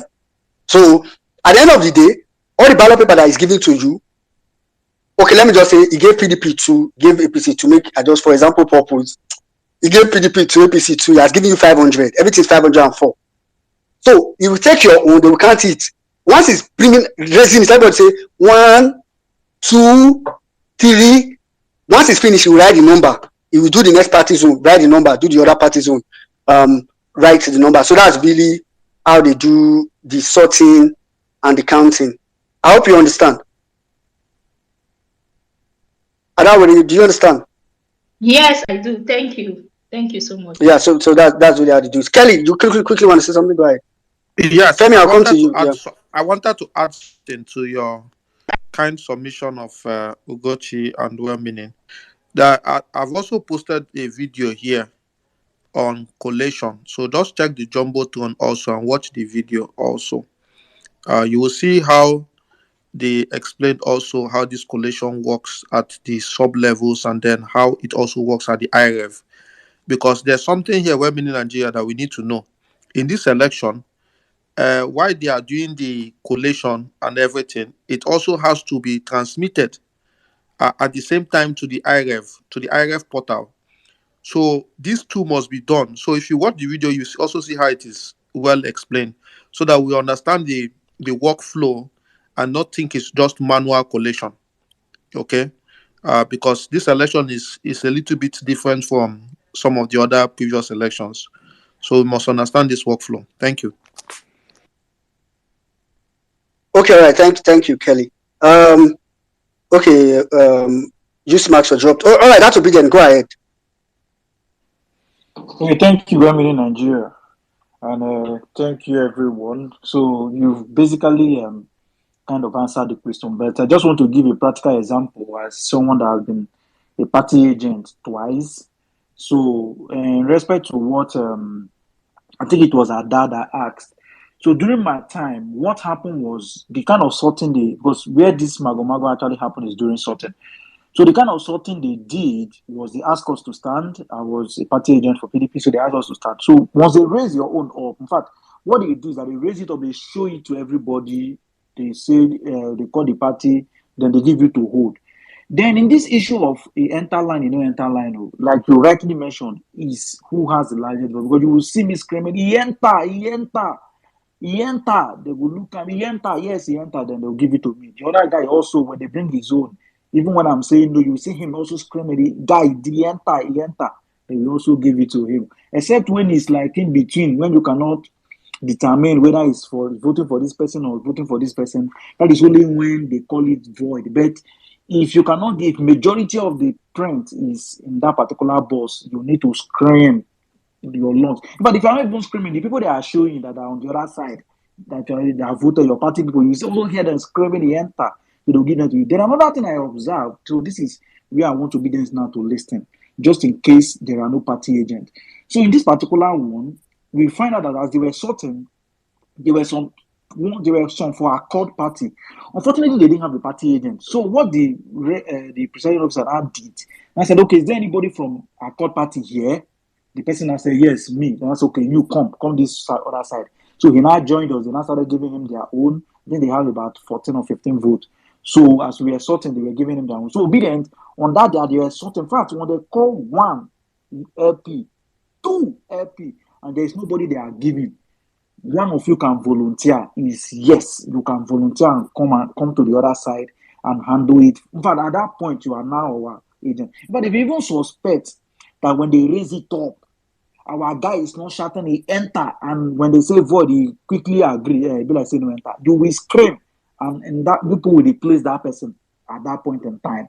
Replace the person at that point in time because that person is not for us. So because this is where vote is. In fact, this is where it happens. That he enter, and you will hear from the other guys. You will see that he enter, he no enter. That thing is like a tug of war, because the INEC officer, no go shout. Now the majority you go agree. If I say no enter, he keep him for void. If I say he enter, he give him to the party we get him. So this is what I've observed. This is what it has always been. So once they count one, count two, there is no obedience there holding our own. They don't, according to what they do, because I have some that they've trained now. They don't advise that one on the table again because most times they get mixed up, and so they not give it to party agents to hold. So that is the one they do. So that is one. Then two, during counting after sorting, listen very well, my people. So during counting, maybe first of all, they don't count your person own, those other people own. Maybe for example, their own are 20. Now they don't start counting LP 19, 20. When they count 20, 21, you will not run and think you have won. My brother, my sister, you have not won. No, you have not won. Stay there until they count every of your ballot paper. Because most of you now, because of excitement, first voters, as they count 21, 22, you go up say, we don't win this unit. No, wait till they count 30, 40, 58. Because if he has 20 and you have 26, there is no much difference between you and that person. So wait. Don't run away with the excitement. Wait, and wait. So that is the second one, counting. Then thirdly, when they are entering it on the result sheet, you also know what they counted for you because the other one, if you count 20, the guy will write 21. If you count 77, the guy will write 11. So you pay attention, you watch, and you see what they write. After writing, it is their duty to paste it on the wall. They snap the one they need to send. So these are the things you should pay attention to. So watch as they are raising it. If you see, say the guy, our guy, they shout, he enter. If they allow them, they talk our own void. Once the first one happen, and Fernando say that person is not for us. So that is that for that. Then the other one I wanted to talk about, I don't know if here is the right place, since we are talking about things that will happen on that day. Apart from the party agent, there are some people who call canvassers on that day, but I don't know. I wouldn't want to talk about it here. Maybe I will discuss with Steve and we'll talk about that. Because I know that a lot of, like me now, I've acted as a party agent, and some other time I've acted as canvassers. And canvassers on that day, we have our role that we also play on the line to make sure that people also vote rightly. But it's not something I will share openly. But I know those that understand what I'm saying, Yeah. So when you get there, your duty is cut out. You don't be say you won't come there. You know your work for line there, but they convince people it happen. These are what we do. So thank you, everyone. Thank you very much. Yeah, thank you very much. Thank you very much. That obedient. God. See, there are things we need to know going to this election. I'm hoping. I'm really praying. I'm really praying. now. Yeah, yeah, yeah. You know every now. Yeah, I Online, get, I it get. dey happen. Who you dey vote? You know a party. You show Yeah. up, okay, now we dey together. That is it. All right. Thank you very much. So that I really pray, like I usually say, Peter Obi is going to win this election, right? He's going to win it. From what I mean, from my own analysis and all that, I know he's going to win it. But I want him to win it with even if it's one vote. If Peter Obi is supposed to get 20 million, if one vote can make it 20 million and one, I want that one to join. If he's supposed to get 25 million and five, if one vote to make it 25 million and six, I want that one to join, because that is very crucial. Thank you, that obedient. There are two things you said that I'm just going to emphasize. Just so I'll come to you now. Two things is, we'll be screaming agent. I've even seen a propaganda now. Please, you will see it. You will see it. It's on the timeline. It's everywhere. A propaganda. APC and PDP are spreading it up and down. Oh, Labour Party, they are not a serious party. They uploaded only 20 agents. They uploaded only 5 agents. They uploaded only no problem. Let them talk. Let me just tell you, you are going to see it. I don't want you to deter you. I don't want you to now think, because somebody was in my DM yesterday, like feeling sad. That, oh, is it true? Is it true? I was like, I don't know. I don't work for Labour Party. I'm just only adding my own contribution, which I know everybody here is doing. Kelly is doing it. Anda is doing it. This Maxwell is doing it. We are all doing. It's not all of us that are in Labour Party or even in PCC, or we know some of us not even did. So please, you, like he just said, if in your polling unit there's no agent, and let's say many people voted for Peter Obi, do you know that when they start counting, like he said, they will. That's true. That's true. If in your polling unit there's no LP agent, for example, if they are counting, as long as there's vote there, you can stand for the agent. I've even seen in scenario. I know it may not be legally allowed, like by the electoral act, but I've seen it in scenario where, because by the time they want to write the result, they will write each party's score, and each party agent is supposed to sign against it. You will see, they will say, and I know this might be informal, so I'm sure when Maxwell speaks, we'll talk about, you will see, they will say something like, LP, una agent not there yet, who will sign for you people? You can go and sign. I mean, you get, because at that point, the presiding officer just wants to complete every of his field, make sure everything is clear, so that he will not go to the officer and explain that, oh, there was no agent, that's why they did not sign, or something. So please, believe me, if you get to your polling unit and there's no agent, or your agent is dulling, take over. He enter on the jumbotron. I posted the picture. I said before, I didn't want to post it. You will be amazed. Please go and look at it. What INEC considers valid vote. I think it's the second to the last from the left. You will be amazed. If your thumbprint is in between the space and the party logo, it is valid. If your thumbprint is on top of the party logo, it is valid. If your thumbprint is even outside, but it's not like, it's on the side, like on the right hand side, it is valid. Go and look at what I said. And this is from INEC's material. I did not manufacture this. So this is what INEC is using to train ad hoc staff currently. So don't think it's from me. You get. So you'll be amazed at what INEC consider valid. So if you now go there and, for example, that I don't know which number is that now. I think number I don't know which number, but let me check my system just so long. I think D. For example, if you look at that image, D, the ballot paper D. If you're in a polling unit, believe me, if you are not vocal, the agent of the opposition party will count that ballot as invalid. Trust me on that. If you are not vocal, they will count it as invalid. E as well. You see, E almost entered party NA. The vote was for party SUI, but it almost entered party NA. If you are not vocal in the polling unit, the opposition will allow them count it as invalid. That's very important. All right, you see Maxwell, come in, please. All right, thank you very much. I guess the last time I spoke, I didn't do the necessary introductions. I am still trying to get home from the office. First of all protocols duly observed. Even though I've observed all the protocols, I will still follow some important ones to recognize well-meaning Nigeria. Thank you for what you are doing. There are a lot of us that have been planning to do this, but because of one thing or the other, in fact, there was a guy that reached out to me and was talking about how this can be done. Please, this should not be the only platform doing this at this point in time. It is everybody's job. So thank you, well-meaning Nigeria, for doing this. Thank you, the co-host Kelly, Peters, somebody. Thank you for everybody that is here. Please take the knowledge you are going to receive from here. It is necessary. Tell one, tell all. And for I heard that there is a party agent that is here. And from the kind of questions she's asking, I can say that there have not been proper enlightenment. Please, I implore you to stick around, and whatever you hear from here, go back and tell other people. So thank you very much. Good evening. It is just 11 minutes past 9 from where I'm spacing from. I just want to speak to some certain questions I had I had somebody ask about who is going to count the votes. Now, basically, according to law, section 60, subsection 4 of the Electoral Act, please, I apologize. You may be hearing some background noise, please. Section 60, subsection 4 of the Electoral Act mandates the presiding officer to count the votes at the polling unit. So, it is the presiding officer's job not only to count votes, to also record the votes, announce the results, and paste the result posters at your polling units. So, immediately elections are about to start. Please, these are things I want you to note. INEC representatives are supposed to announce who they are to you. They are there on ground. They want to start the entire process for the day. They have to introduce themselves. I'm the presiding officer. I'm the assistant one. I'm the assistant two. And all those. These are people who are working so that you can know who to address your complaints to.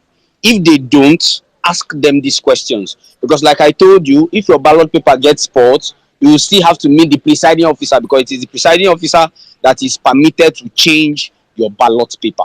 So these are things that you need to know. Then as for the issues of counting, please, I want us to know that you will see a lot of rowdiness, but try as much as possible to be calm.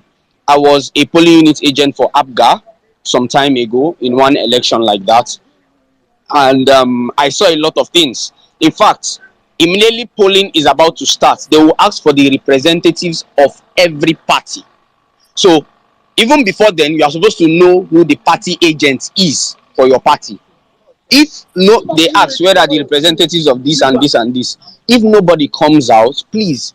That's why we've asked you guys to know the people within your area, within your polling units.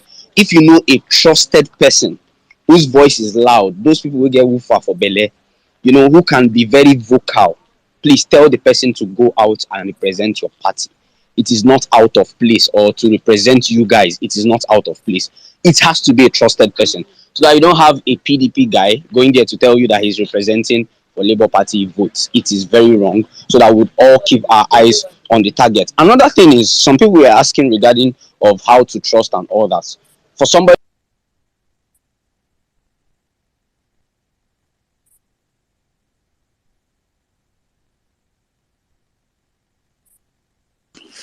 Is it me? I just received a call. Can you hear me? Please confirm.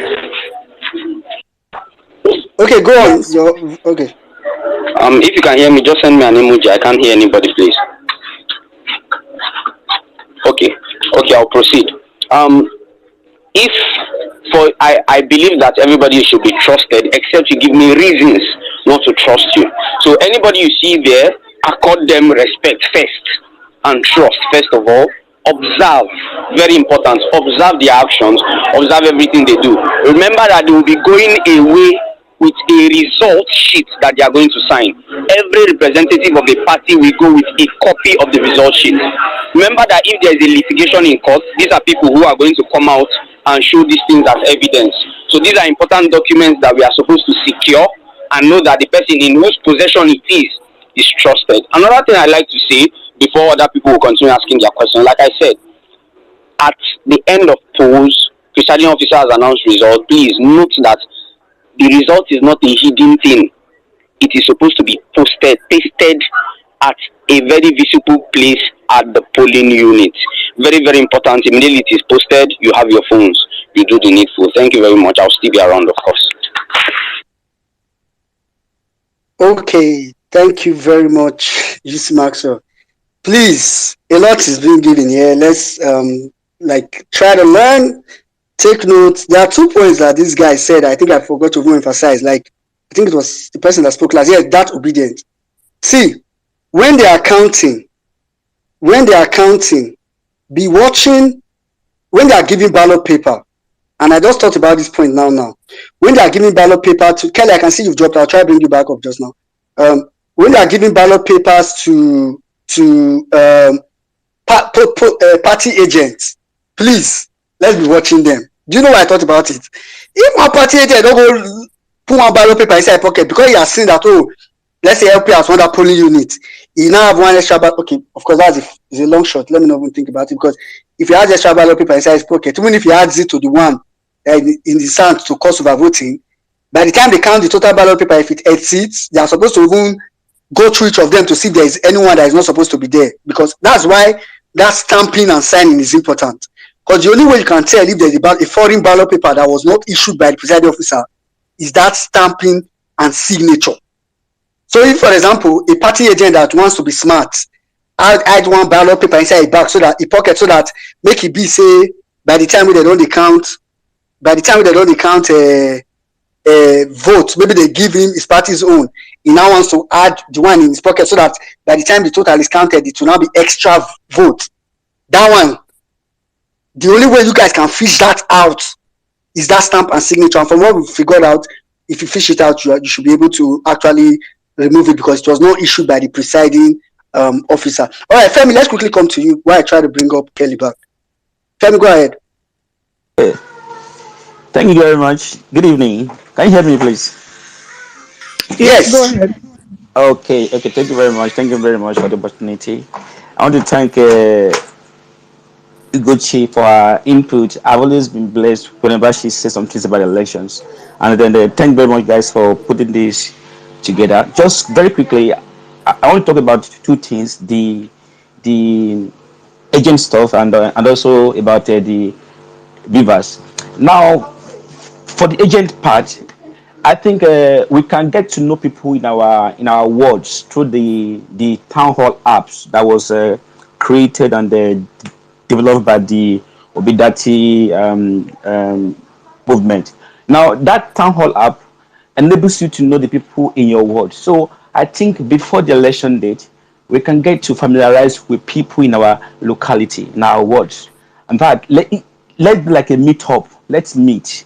Okay, let's meet and get to know each other, one another, and so that we can know who and who are in the war, so that we can band together on the day of the election, so that our voice can be very strong. Because you were talking about the need for somebody with a strong voice that can shout, to be the one to be like the party agent, because that is the truth. In a place like Lagos, where the talks are everywhere, you have to have somebody that will be as tough as them, that is part of this movement, that will speak and they have a very strong voice, and they insist that the right things are done. So I think the town hall apps that was created can be it kind of gives us the opportunity to know people in your ward, in your street, so that before the election date there could be some kind of familiarization, get to know people, know who and who are part of this movement, because we need every vote, and every vote must be protected. It's not enough for us to be zealous and be zealous and be passionate, and at the end of the day, on the day of election, our votes have been stolen, because there's no somebody that is staunch enough, strong enough to insist that the right thing must be done. So I think we don't just need just one party agent. Yes, somebody can be the one to sign the book. Okay, but let's have like a band of people being at every polling unit, just to stand and insist that the right things should be done. That is one. And the second thing that I want to talk about is about the beavers machine. Now, the Oshun case. What led to the part of the things that led to the tribunal ruling against the governor of Oshun, Adeleke, is that there were over voting. That means that the number of people that were accredited, okay, were not up to people that voted. That means that the people just came to the polling Okay, place. sorry, Femi. Okay. I'm sorry to cut you. I'm very sorry. I mean, I think we've gone through this so many times. Some of us now know what Oh, you've done that actually already? happened. Yeah.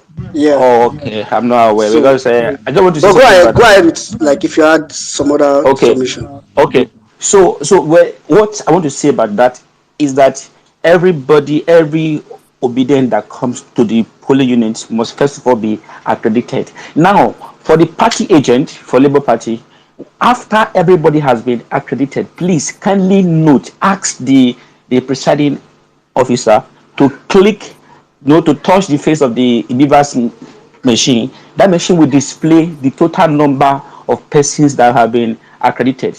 So what you do is to write it down somewhere. It must be written down somewhere. Then after voting has been concluded, before the counting of votes, okay, check your note to remember the number of people that were accredited, so that by the end of voting, the number of people that were accredited should be equal to the number of people that voted. That is very, very important, because that is one thing that we have to look out for in this Beavers machine. There's going to be a possibility of people that voted, the number may be higher than the people that are accredited, but but for INEC, everything, both of them must be equal.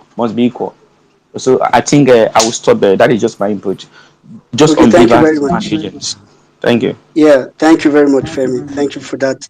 Kelly, I'm trying to bring you back to co-host and but showing me like I have co-host already, but that's fine. I think it's all this glitch.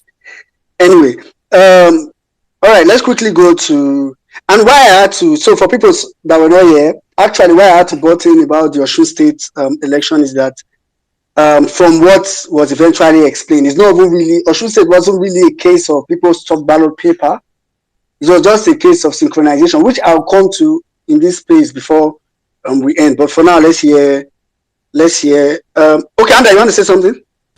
No, you just spoke what I wanted to say. I wanted to ask you if you can, say something about the Osun State, like use it to give them some education. But you just said it. Yeah. So go ahead. I'll actually talk about it. Okay, let me just say. So, after voting has ended, sorry, I'll come to you, Moses and Kennedy. After voting has ended, right, and after sorting is done, counting is done. Like I think Femi just said just now. Of course, you have to, once the voting has ended, take note of the number of people that did accreditation. Once counting is done, you are supposed to, make sure that it is equal to those accredited, or at least not more than. Let me just put it like this, because even if it's not equal, but it must never, on no occasion, should it be more than the number of people that were accredited. If it's less than, it's actually allowed for it to be less than, but it should not be more than. So what happened in Osun State is really this: after voting has ended and counting has ended, I'm trying to bring you up. I don't know. Okay, I think I have. Are we up to 10 in the speaker session? We are. I'm coming. I'll bring you up now. I would bring you up soon. So normally, after voting has ended and counting, that they finish counting, there are two processes, and I think Kelly talked about one of the process, and I think that's one of the process people are used to. There are two processes that the presiding officer is supposed to do. There's one of the process that they call synchronization. In fact, in the documents that I put up today, I put up a screenshot of what that process looks like. He's supposed to click on a place on the Beavers that they call exports, and you see two options, to either synchronize to the device or synchronize to network. He's supposed to click synchronize to network, and you see it loading. It's the loading screenshot that I put on that document, and it will complete. What happened in Osun State was that a lot of presiding officers did not do that, because normally when the Beavers is working, whenever it's idle, it will do automatic synchronization. But of course, we are talking about network here. You know your phone, and if you upload picture and you leave your phone, at some point it may have stopped doing. So you may need to come and do it by yourself manually, or try again, or something like that. But apparently some of them didn't do that. That's why the issue in Osun State was really issue with synchronization. That's why, even if there's maybe overvoting, it wasn't like in that entire 700 or something polling. But I feel like that's an issue now. But remember that process, synchronization, is on the document. After that, the next process is for them to snap the results and upload it, which Kelly already talked about. There's also a screenshot of that page on that document. See, if we take all this information and give to people, we've gotten from this space today now that even if there's no party agent, right? You can become a party agent on site, literally. And the truth is that if you don't come up to the task, if they are saying, oh, we represent Labour Party, and you are just quiet, believe me, there are enough PDP and APC people in the polling that will say, hey, I'm in Labour Party, I will come, and they will just mess you up, literally. So please, we have to make sure. That's why it's important for us to also know ourselves. Download the Town Hall app. If we know ourselves, when we get to the polling unit, we will know someone that can stand for us if maybe there's no party agent. All right, Kelly, your hand is up. You want to say something? Just go ahead while I bring up you, Mark. Oh no, I was raising my hand so that I can bring me back to co-host. Yeah, I was trying to actually do that. I don't know why it's showing you are allowed up to 2 co-hosts. To add this person, remove 1 co-host. I cannot see any co-host. That was just Okay, Twitter. let me drop and rejoin the space, and then let me see whether it's allowed. Yeah. Maybe you and Anders can try that. Anders, maybe you and Kelly can try that. Hopefully it works. Yeah. All right, Moses, go ahead. Sorry. Okay, good evening. Thank you for bringing me up.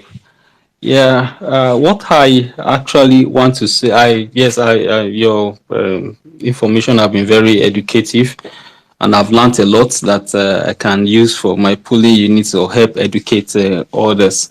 Yeah, the town, 2 things. One, the Town Hall app. Well, it's a lot of people have not really maybe got to know about it as to download it, because when I was trying to check the people in my polling unit, we were just like about 3 or so who are in the Town Hall app. I hope more people will join in the coming days. Yeah, so there's something that happened today, even though a call I got from someone. I'm from River State here. I'm in River State. My polling unit is Rumeme Ward 10, 7B, and all of that. Hello, so the person called me. I have been cut off for almost 10 minutes. I'm not hearing anybody. I don't know whether all is well. Sorry, hold on. Moses, hold on. Joe Paul, is that you? Joe Paul. All right, Joe Paul, if you can hear me, just exit the space and come back. Joe Paul, if you can hear me, exit. Okay, I'll send you a DM to exit the space and come back. Joe Paul is also very someone with a huge amount of experience. I spoke to him on phone yesterday. All right, Moses, you can go ahead, please. I'll drop some people maybe with time, then bring back. If you have a question after I've dropped you, please immediately raise your hand again. We'll bring you back up. I'm just dropping people because I know there are a couple of requests and no problem. When I finish, Moses, go ahead. Drop me. Go ahead. Okay, yeah. So there's this observation I made, yes, that somebody called, and surprisingly, number one, I was wondering how he got my number. Then he actually mentioned my polling unit and all of that, and then requesting if I know the place, and yes, I said I know and all of that, and then he was now asking me, am I interested in becoming one of the essays? River State now, they have these essays, they are paying 20,000 and all of that. I said, well, I have something doing. I'm not interested. So he left. But why I'm saying this here is that, these people, they have their foot soldiers on ground, and they are doing a lot to convince people. Imagine I'm gullible now, I would have just accepted and all of that. But then if they know people down to the polling units, what can we do as obedience to also get that back end data? I don't know how they got access to it. That in their polling units, they are able to get numbers to call people. How can I get numbers of people in my polling unit so that I can, if for instance, call them just like this person called me as well? I don't know if there's anybody who have that idea to help, because these people are ready to give as much as 20,000 monthly to buy votes for whoever the River State. They are virtually Wiki is virtually supporting Tinubu and all of that. So it's something of concern to me. I said, let me just air it out here. Okay, if I can get any help. Yeah, Moses, that's actually a very good point. It's why, see, in this place at the beginning, I said, please, we are going to work with the assumption as much as possible that there will be no LP agent in our polling unit. Of course, it's not everything. Okay. I don't think it's So as much as possible. That's why, in fact, it's the more reason. As of some days back, I was more keen on let's educate agents. But somewhere in my head, I just said let's educate voters, so that even if the agent can be bought over, at least we can have enough voters that can revolt, like that can stand their ground. That's why we're actually having this conversation. You know, we cannot control who will be bought and all that. And whether or not we like it, let me just tell you guys, whether or not we like it, PDAPC has enough money. I repeat, they have enough money to buy people over. So Moses, so what we're trying to do is to actually minimize whatever effect. Yeah, we can't control who will take money or not. We can, even if we say we want to scrutinize everybody, we want to do police background check on people, it will still be futile, and we don't want that kind of money. You understand? So we have to just learn as much as we can so that we can take charge at our polling units. You grabs? No, that back end thing, is it possible? No, hello, sir. The back end thing, how were they able to get my phone number, for example? And how can we also get? Bro, not in Nigeria you did. To get phone number for Nigeria not hard now. I mean, to get people's phone number in Nigeria, I mean, they literally can, you know, people, and I don't want to mention INEC. People that work at INEC are human beings like you and I. Some of them are good people, some of them are bad people. But all of them have access. We can't do anything about that. Even in our LP, there are people that are good people and are bad people. So, I mean, we've seen that over time, right? But we are fighting for our lives, we are fighting for our country. So that's not really, I mean, getting your phone number, it's simple. It's really not hard. You can get it from INEC. They can do random sampling. Data is everywhere. You literally, you get. It's okay. No problem. Yeah. Thank you. Yeah, It's nothing. Thank you. Thank you. Yeah. Okay. Quickly, sorry, let me just get people that have not spoken before. Ugochi, I can see you on. Just Maxwell, I can see you on. Kennedy, I can see you on. But Dibia, you have been here for some time. You have something to say? Yeah, hi, good evening, everybody. I just have some questions. I need clarifications on some things.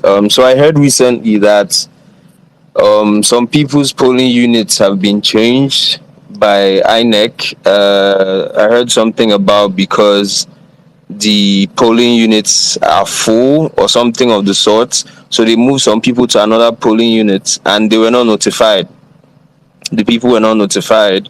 I saw something about they were supposed to be issued new new PVCs with the new polling unit code or something of the sort. So I just wanted clarification on that. So what happens to those people if they show up on election day and they see that the polling unit they thought was theirs has been changed?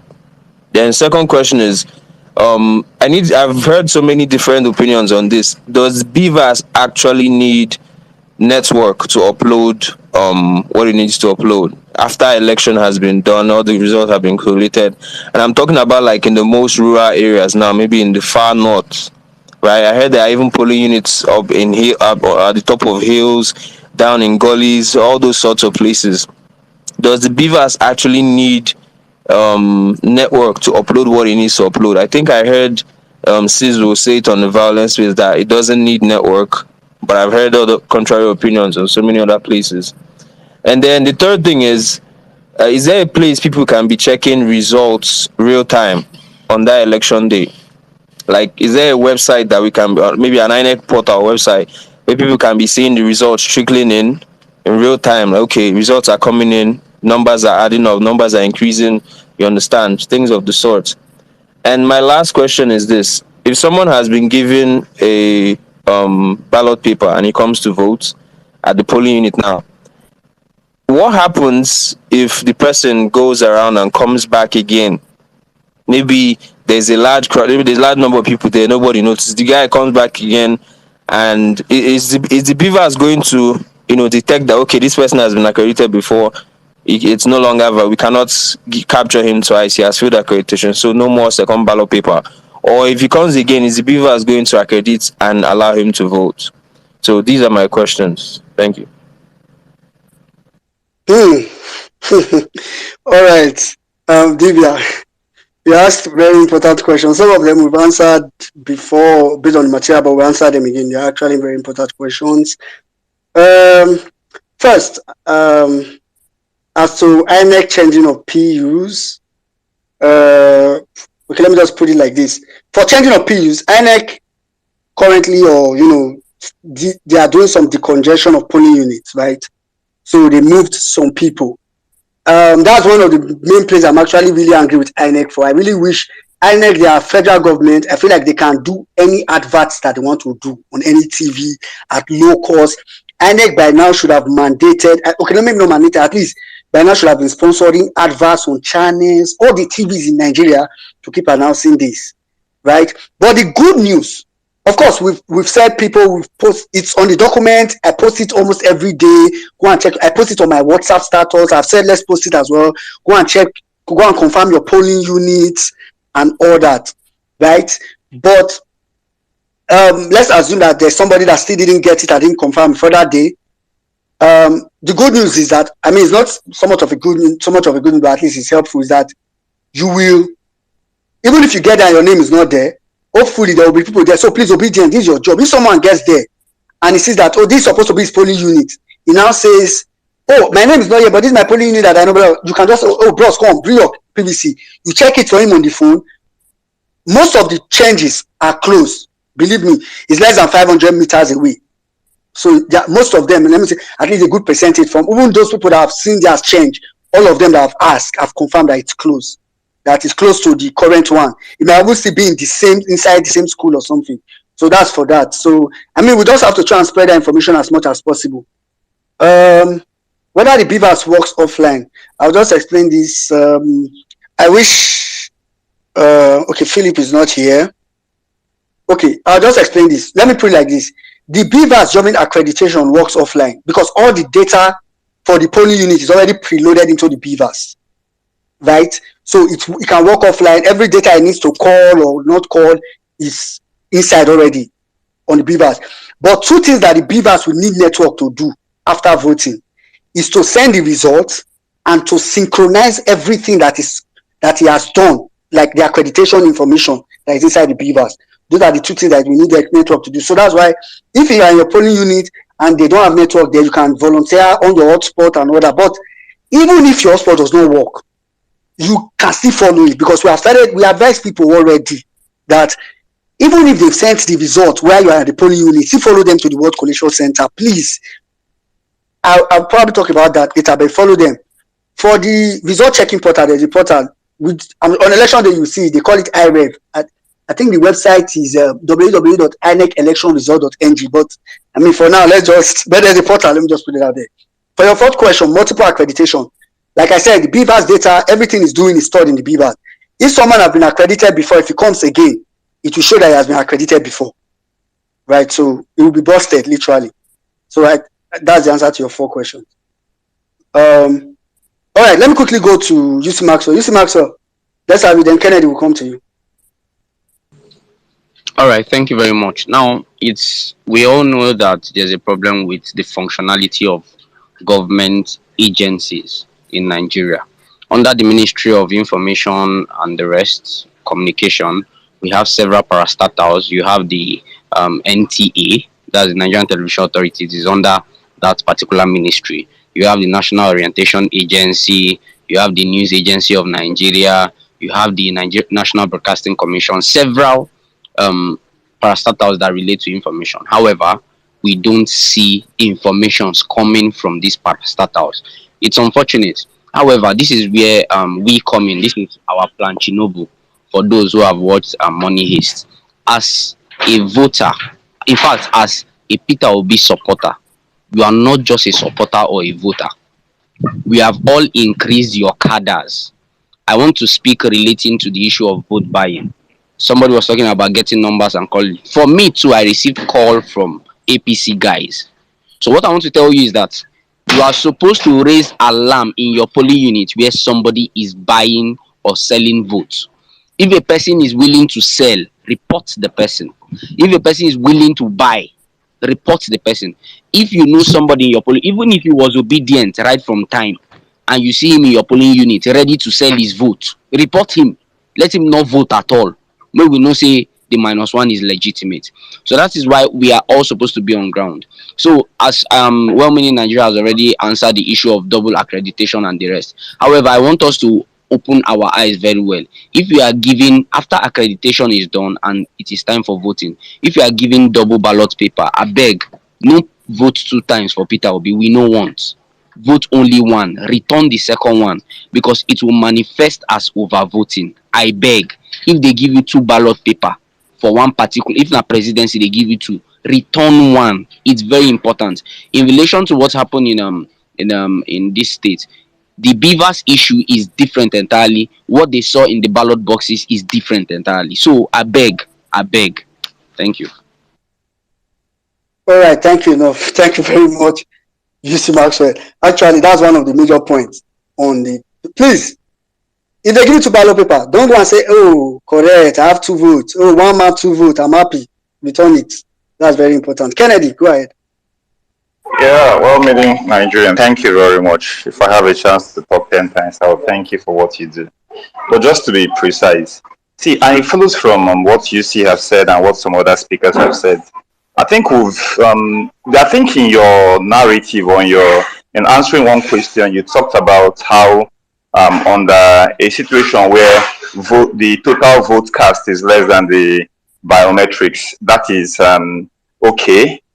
But in a situation due to either carelessness or compromise, that it has happened that the total vote cast becomes more than the biometric registration, what should we as labor supporters do, and what should we as the agent do? What should we do, especially in a poll where we have landslide victory?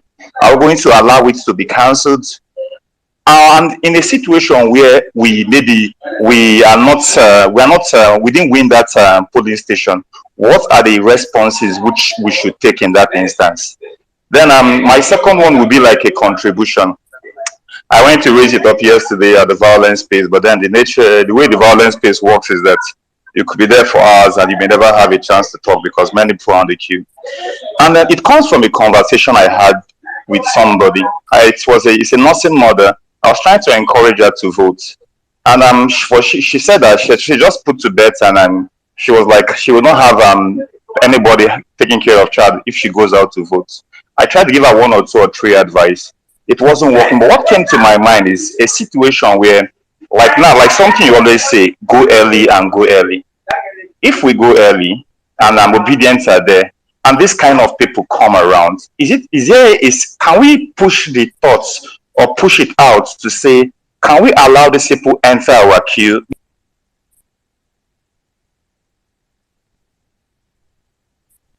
Did we lose him? Can anybody hear me?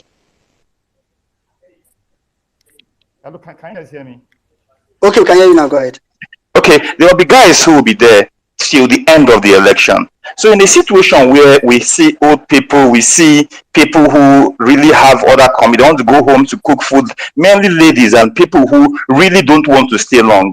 Can we have a situation where we propagate it that can these people be given maybe obedient that are in the queue and they are very close to voting? Because I've been in some polling station where everything seems to be going well. By 2-3, opposition party comes around and creates some kind of argument, creates some kind of discussion in the process. Everybody runs away, and then these people never return. So can we create a situation where we encourage you to say, give up your queue, since you will be there till the end? For these people who can't stay too long or who will fidget in case of any eventuality, so these people can vote and their numbers can be counted while the process goes on. So that's the first thought I want to propagate. Then the second question, because I asked the first question earlier, the second question is, in a situation where, okay, either the polling process starts late, or in the course of the polling process, there is what I call it activity of the opposition party that discourages people from voting. Maybe many obedience runs away and they are no more in the polling station. Now the opposition comes with their people and pushing that this election must go on. What our advantage have been taken because they're scared of our people. Is there anything we can do? What are the process that we can take to ensure that maybe that election don't go in that position if we know that we're already at a disadvantage? So I think these are just the questions I want to ask for now. Thank you. Okay, thank you very much, Kennedy. Obedience. Now they ask questions. So kind of question. You people are probing this process a lot. Thank you very much, Ken. You know, it's now I realized that I said this place was going to be 2 hours, but I'm seeing that time has already gone. Meanwhile, let me quickly give a shout out to. Sorry, I'm coming. Let me quickly give a shout out to some of my. You just talked about violence space, and I remember. Actually, this space is almost like a spillover. This spillover, overflow of violence space. Actually, I'm also part of the violence space. First responded, as Saddam used to call us. So I can see Saddam here. I can see some of my people, Nello. I can see Jimmy. I can see Zos. Oga K. I can see you. I know you are just there. Well done. I can see Manuel. I can see Bino. I can see a lot of us. Andy, Lizzie. I see you. I can see all of you guys. Believe me, I may not call all your names. Anambra delegates. I can see you. Don't worry, Kennedy. I've not forgotten your question. Let me just greet my people. I can see all of you guys that are around here. Please, like I said, before some of you guys joined us, this space is currently being streamed on, let me check, it's supposed to be on though, on Violence Space YouTube channel live. If you have people, especially if you're in diaspora, if you have people that you've told to go and vote in Nigeria, don't come and learn it here. You that is not voting will be learning it. Them that are supposed to go and vote, they will not be learning it. Please, the YouTube channel link or the particular live channel link is on the Jumbotron. In fact, it's the first tweet on the right on the Jumbotron. Copy it, post on your family WhatsApp group, post on all the people that you've sent to go and vote in Nigeria, especially diaspora people. I'm saying it because I know a lot of people on Twitter are diasporans, right? And, of course, a lot of people also in Nigeria as well. But please, post it there. Let them be listening on YouTube and be learning what they will do. It's not enough for you to tell them to go and vote. Ebo, can you mute your mic? Sorry. Okay. Ebo, just mute your mic. Yeah, I'll get to you. Okay, sorry. So please share the YouTube link. Even if we that here are not many, please. The people on YouTube should be many. Because those are the people, the ones in Nigeria that I'm interested in. Thank you very much for your question and contribution. Kelly, I can see your hand. Gochi. And I can see your hand as well. Okay, Otumba DK, can see you. There are so many people here with experience now. Wow. I don't know what's coming. Okay, Kelly, let's quickly have you. I'll respond to your question if nobody does. Kennedy, trust me, I wrote them down. But let's hear from Kelly. Kelly, go ahead. Kelly, are you there?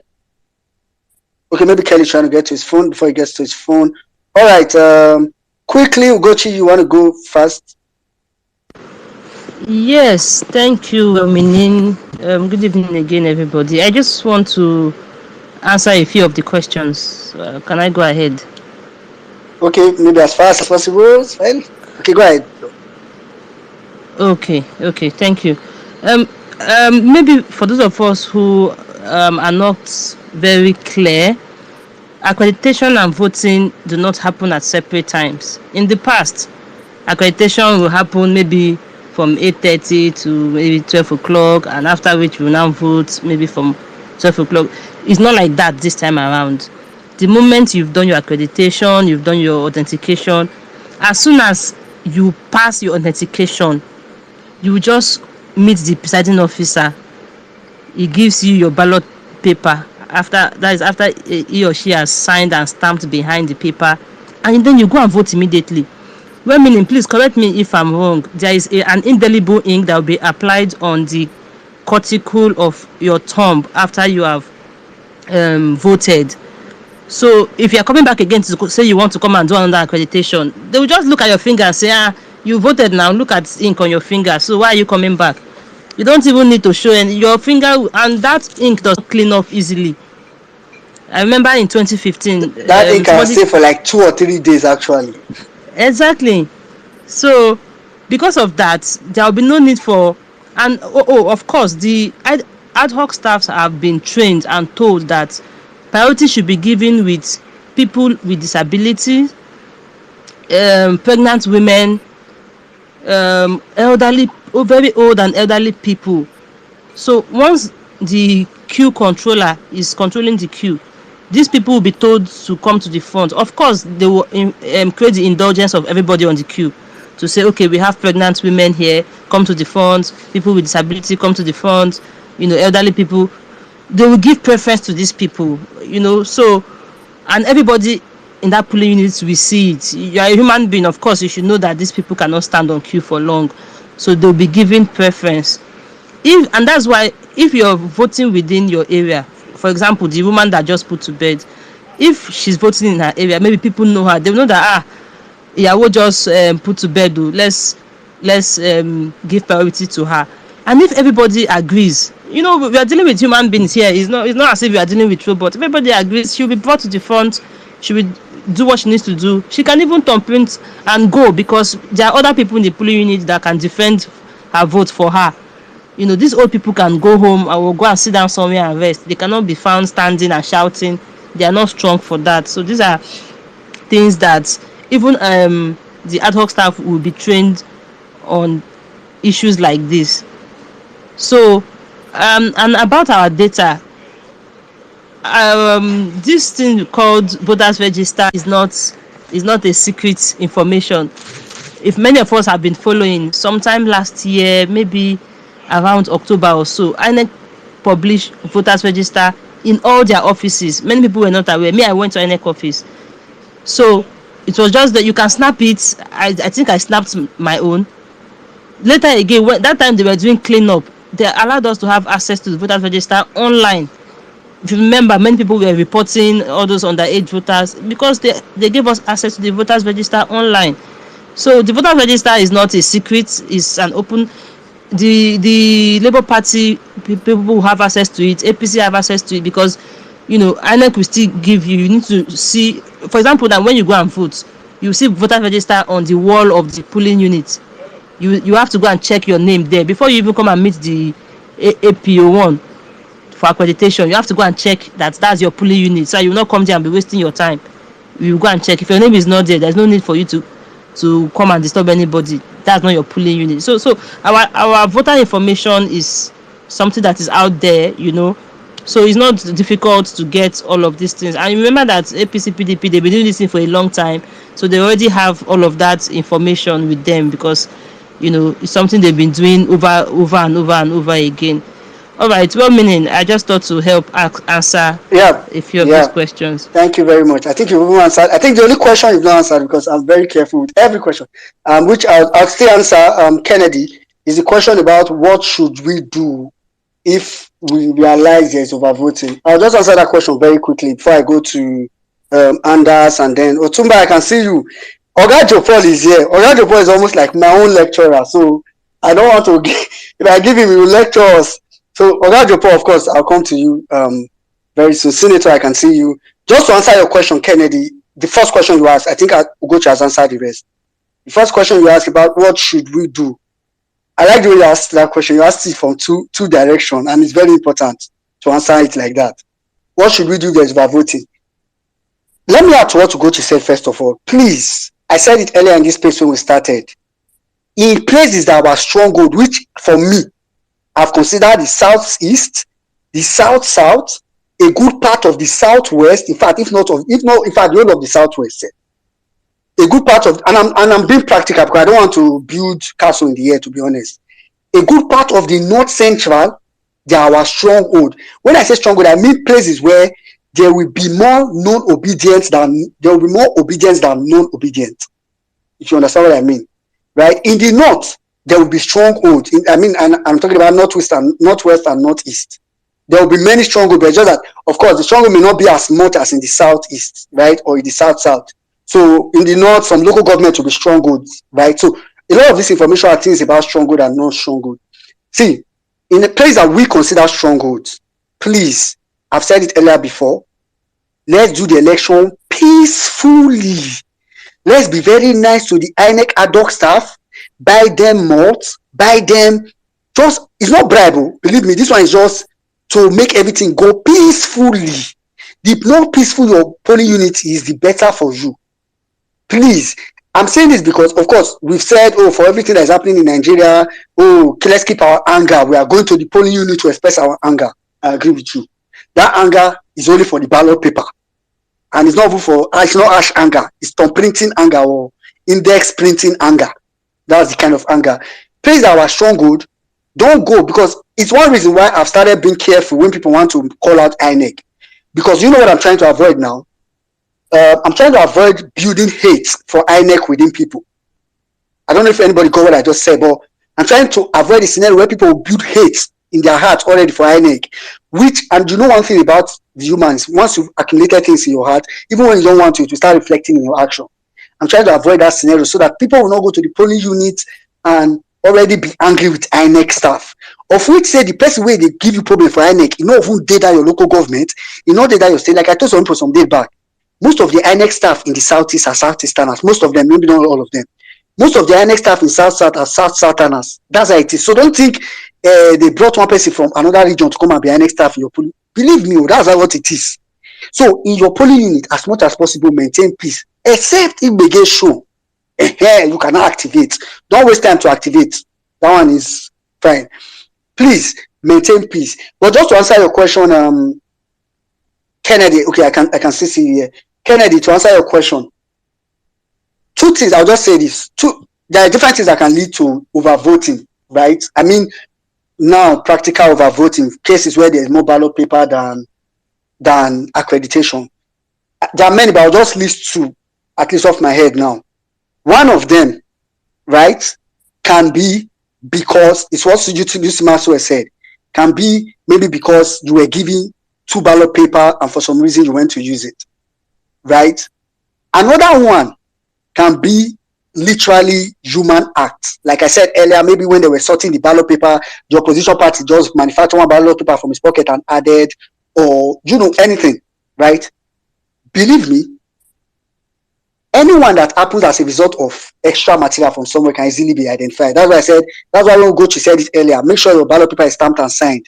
What will happen if it's our stronghold and after they counted 500 accreditation but 501 ballot paper? Please, every one of those ballot paper, you people will go through it and fish out the one. Two things that you use to identify the wrong ballot paper. Let me just tell you. One is the signature and stamp of the presiding officer. So the one that has a phony signature or stamp, you guys will know that that's the wrong one. You are free to remove it. Apparently, because I've asked that one many times to even call INEC staff. You are free to remove that one because that one was never issued. It was somebody that produced it and added it. You remove it. Another way you can know, let's imagine that the person has witchcraft and can manufacture the signature and the stamp. But I don't think the witchcraft will be smart enough to also manufacture the serial number. INEC ballot papers, everyone has a serial number. You will know. So the serial number can be 00100 to 00200, something like that. You get? So, and no two ballot paper in that place will have the same serial number. So if there's anyone that has a funny serial number that is out of that range, of course you already know. So there are so many ways to know. It will take typical witchcraft to get that. But if it happens in place that are not as strong that we have already lost, please just keep quiet. Don't give them this information. Let them cancel the result. It's that simple. Sorry, only God will forgive me. Please, though, if you happen in places that are not as strong, keep quiet. Don't tell them. Let's sort. Let's check. In fact, you will shout, overvote, copper, cancel. Oh God, please, this place is recorded. No wahala. All right, Anders, sorry, go ahead.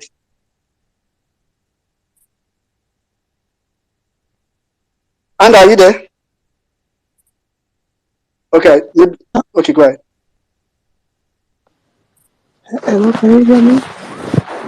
Yes, I can hear you. Okay, sorry. One thing I just wanted to add to so many things that people have been saying and the questions, some of the questions people are asking on the election day is this. Please, when you are going, I say it a day before the election or 2 days before the election day, buy foodstuffs, buy snack, buy drinks, water, soda, energy drink, whichever one that you can get. Get it, prepare your bag like you're going for let me say rally, or you're going for a football match or soccer match. Put those things there, go with it.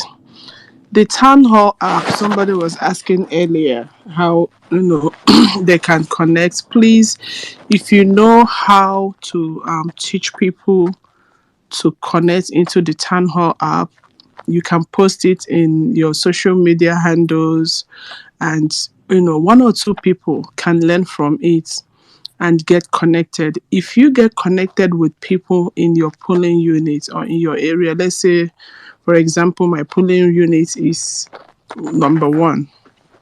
If you get connected with people who are in those polling units, please have a discussion. If it is possible, so you all can hire a small canopy and plastic chairs for that day. Sit there, sit with your people there, and make sure you watch through every process. Like I said, a lot happens in the election day, very early before the election start properly, and towards the end. A lot happens. Like I said, I have been there. I know what goes on. You see, this 2 times before the election starts and towards the end, just before the results are being read, a lot goes on. And if you are not smart, if you are not vocal, if you are not sharp, if your eyes can't see deep things, some things might be happening around you and you won't know. So many things can just go like slip under and through your nose and you will not see them. So please, people, don't say, oh, I went home quickly to go and get me a water to drink. Or please go with your water. If you have food, even if it's leftover, warm it, put it in a plate that has cover. Go with your spoon, carry it, go there, stay there. Help other people. If you have a lot, give to other people. And someone asked question about if people come in to kind of cause an uproar, how do you manage them and this, that. Like I keep saying, we have held on for so long. We've been doing so good for so long. You cannot walk this far and just allow 1 minute, 2 minutes, 10 minutes or 1 hour to rip you off of everything you have done. We have to try and manage every uproar or crisis in a way that it will not turn out and turn against us in any way. You don't want anything that will make anybody tag your word as violence and that will make them say, oh, the votes in this word or polling units, we are discrediting it. So please, no matter when they see that Labour Party will be leading, yes, they will get frustrated, or let me say more frustrated because they're already frustrated and they will want to do something. But please, let's counter it in a positive way. You can just, throw out something comic that will make people start laughing and, just to calm people down. You can just say something sweet. You can start singing a song that people like, that could catch people's attention. Just something. But please let us not indulge in their violence, because there are 2 games the PDAPCs are playing. If we can't get the numbers we want, then we make them also lose the numbers they have. And one thing we don't want to do is to give them opportunity to win in this game. They are playing dirty. What's her name? Clinton says, I remember, and I quote her during when she was running for the president of America. She said, when they go low, we go high. So when they go low on that day, please do not go low with them. When they go low, you go high. The major thing is we want to make sure that we do everything positive to get all the numbers that we want or we have.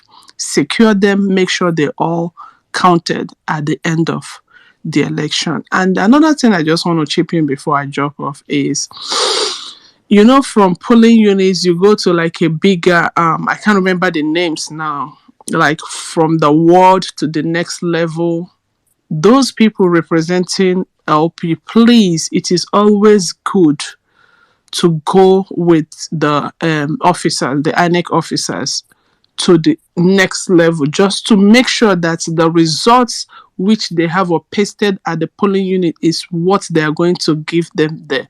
If you can escort them, just gently escort them, go with them until they go there and hand over to the other, then oh yes, this one is signed and sealed. Please do not forget to get your food, get your water, get ready, get your torch. Yeah. Torchlight is very important, and power bank. Please, that would help. Thank you. Yeah, thank you very much. And actually, guys, just stay tuned.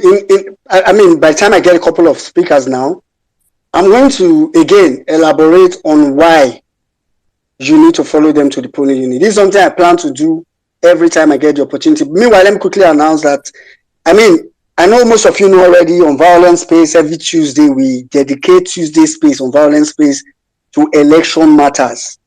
And of course, there we usually have like a larger house. The people here now, I just consider them as people that are really keen on getting like core information. So of course, Tuesday next week will not be different. In fact, Tuesday next week will be more conk. Actually, and try next week, as many chances that I have, and I know a couple of people too will try to do it. We'll create spaces, create meetings, create whatever to have this education out there. So it doesn't finish here. All right, let me quickly go to but just at some point I'll talk about that. Let me quickly go to Otumba Dike. Otumba Dike used to have like some straight to the point but very, very important information. Otumba, Alpha. I did 1 minute Nigeria. Thanks for this space again. Though. I'll just go straight to the point as usual. Someone said something like, make sure you collect one sleep. But in the context of thing, I think the person understands anyway, but just add something additional there. On that day, you're going to have presidential, senatorial, and House of Reps. So that's actually collecting 3 sleeps. So I'm just saying this because I think everyone in Twitter is educated, but just people might want to pass raw information like don't collect 2 sleeps, don't collect 2 sleeps. And you find out people are not collecting 2 sleeps. That when they mean 2 sleeps is when they give you that 3 sleep and the 3 of them is presidential, reject it. Say you want 1 or tell them that, oh, you made a mistake. Or maybe they do presidential, senatorial. You can point out that what you need is just 1 slip of each of the positions that they're going to have on that day. Now, this is why people say vote LP all through. Some people might take 3 slips, the 1 for the presidential, 1 for the senatorial, and 1 for the House of Reps. Then you find out that when they go to vote, they would thumbprint LP on the senatorial because probably they were not looking well at it.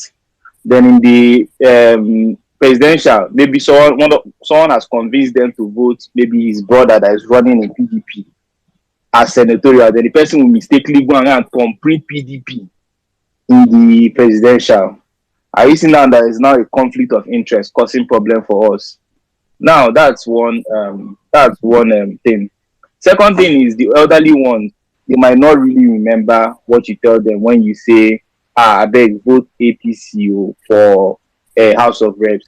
They might go now and then start on printing House of Reps all through. That's another conflict of interest. We need every last vote. We need it. So please, let's just stick to this LP all through. A friend of mine actually called me before he picked up his form for House of Reps, and this was before P2B even came out, emerged, even in PDP self before he even came out from LP. And I told him, "Don't worry, cool, we'll support you." But at the moment now, I cannot, in good faith, jeopardize P2B's chances by going to my polling unit to tell people, okay, vote this party for House of Reps, but vote LP, senatorial and presidential. I'm going there to tell people, vote LP all through. It's as easy as that. Heaven won't fall when he doesn't win. If he wins, good luck to him. But I'm not going to jeopardize my polling units. So that's what I said I should clarify. You might have 3, you're going to have 3 sleeps that they'll give to you that day. So you don't start feeling that they're trying to give you too much sleeps. Just read the top of it and make sure it's presidential, senatorial, and House of Reps. And when you are going to put it in the box, put them in the appropriate box. That's one. Then secondly, someone said when people come and attack the polling units, what do you do and co? Let's understand that some polling units will have P2B 100% or 99% or 90%. That's what you call your stronghold. It's easier for you guys to band together. There's some peculiar polling units are going to have 50-50. There is a game you have to play as a politician in that place. You have to, it might be 50, but people will like your jokes, people will like your swag. See, that polling unit is like a market. Some people are there, they are not, some people don't plan the person that are going to vote when they leave their house. When they come there, your job, if it's 50-50, is to convince that person to vote your party. That is the game. You are now a politician. That is the game. Your job is to try, if it's an old woman, mommy, Caro, just try and convince the woman, mommy, I will faint if you vote these people that are killing us, so please vote LP, please, mommy, for my, that kind of thing. That's your job, being 50-50. Now, the last one is when you are in minority. That minority, your game is... Sorry, Otumba, sorry. Yeah. Let me. I just want to tame that there before people get it wrong. Actually, of course, I don't think you're not supposed to do that like openly and loud, right? Yeah. You're not supposed to be able to campaign. Of course, it's codedly. Of course, if you are with LP, for example, and you guys and you are like Otumba said, you are just being funny. Like he said, you are swag. I know people in my polling unit when I did the election that draw attention to themselves. People not like them. Believe me, there and there they become politicians. People will usually easily just mail with them, and that's important. But of course, please don't go to the polling unit and start to show everybody logo open. Even if you have to show people logo, coded. That's why I say inside your phone, have like LP logo. Even if you don't have to stick at the back, but you can just show if person can remember or something. Coded. They can't do it. They can't do it close to that polling box and polling. Yes. Maybe you can. Yes. Far away. I think I don't know the exact distance, but that's that or that. It used to be like 100 meters away, but of course, get the way polling unit here in real life, it's some people. But the point that I want to emphasize is that you are not allowed to campaign like openly, obviously, like in everybody's face on election day. Go ahead. Okay. Then when you are in a polling unit, the third instance is when you are in a polling unit where these other parties are majority there. Number one, don't go and start showing yourself there. That is the truth. But don't be afraid either. Your job is to play spoiler. That is your job. And your job is to deliver at least 25% in that your polling unit. And you have to be smart about it. So you won't go and start showing yourself, that shouting, OB, that kind of thing. When you say, if you guys are 10 there, you're the only one. Your job is to at least try and get 1 or 2 people so that you guys can get that 2.5 there to put it there. That's your own job in that place. So when you go and start showing yourself in that kind of polling, it is easy for that thing that guy said, they'll come and take you out or something there. So that's just the one for that. Then lastly, the town hall app. When you are going to that town hall app, don't only be chatting with people in your polling units. Try and be chatting with people in your ward. Because those are your informants. Because before they will pass to your street, they pass 2 streets or 3 streets. Those are people that will look out and give out an alert in that ward. Because those that have used the town hall app will know. Go to your ward, be chatting with people in your ward. So you don't just go and restrict yourself to your polling units. Before they will pass the street before your street, those people in that ward like, I saw some boys in one shuttle bus. So they are coming to, I don't know where they are coming towards people's side. Are you getting my point? Those are where you will getting information on that day. So P2B has done his own part. Please, let us do our part. Thank you, women in Nigeria. Thank you, everyone. All right, thank you, Otumba. I'm sure you're still around, so maybe we'll still get back to you. So let me just quickly, I know some people who don't request the mic, they go to the comment section. I'm actually in the comment section right now. Somebody asked a question regarding what happens if someone has an extra ballot paper to jeopardize. I already answered it just now. But please, like I said, there are ways to identify it, either by the stamp and signature and the serial number. So you have the right, if it's in our stronghold, like I said, you have the right to fish it out. If it's not in our stronghold and we've already lost by the numbers you are seeing, I don't know what I'll tell you, but you know my feelings. Let me just leave it at that. Someone said, what happens to voters who comes after the education has been completed by the ad hoc staff? Of course, we advise people to come out early, but as much as possible, if you see someone that is just coming, that's the work of those people that vote, and that's why we said obedience in the polling unit. You are an agent, you are a canvasser, If people are just coming, no, those people just they come, all those mama, they go just they come late. And all that. In fact, as you sight one for far, just go around meet her, mama, mommy, grandma, anything you want to call, carry bag. Mama, you can't vote. You can whisper to her, mama, she na my party, our party, help you, help you. Those are, I don't know how to explain this thing, please, but I'm sure you know, just, those people that are just coming, what is it, they just carry back, they come late and all that. That's important. Someone say, please, does LP have agent in all polling units? How can I become one of the agents in the, but I think that might be late now, as to whether they have agents in all the polling units. I'm not an LP member, but I can assure you that there will be agent in every polling unit. If LP did not send, we become the agents. That's what we are preaching. Don't wait for LP. I beg. Even if there's LP agent in your polling unit, you are the agent. I mean, if there's an agent, of course, it will represent you. But like we've established on this space today, if there's nobody representing LP and LP have people there, you will see that even the presiding officer will ask for someone to come forth and represent LP unofficially. So last LP cannot, officially or unofficially, we go get agent. So just forget that one. All right, thank you very much. So let's quickly come to Kelly. Quickly want to say something? I know your hand has been up. This space is extending more than 1 hour than I thought. Kelly, are you there? Yes, well meaning Nigeria, I'm here. I wanted to say that with respect to I think I posted on the link here, the IREV portal.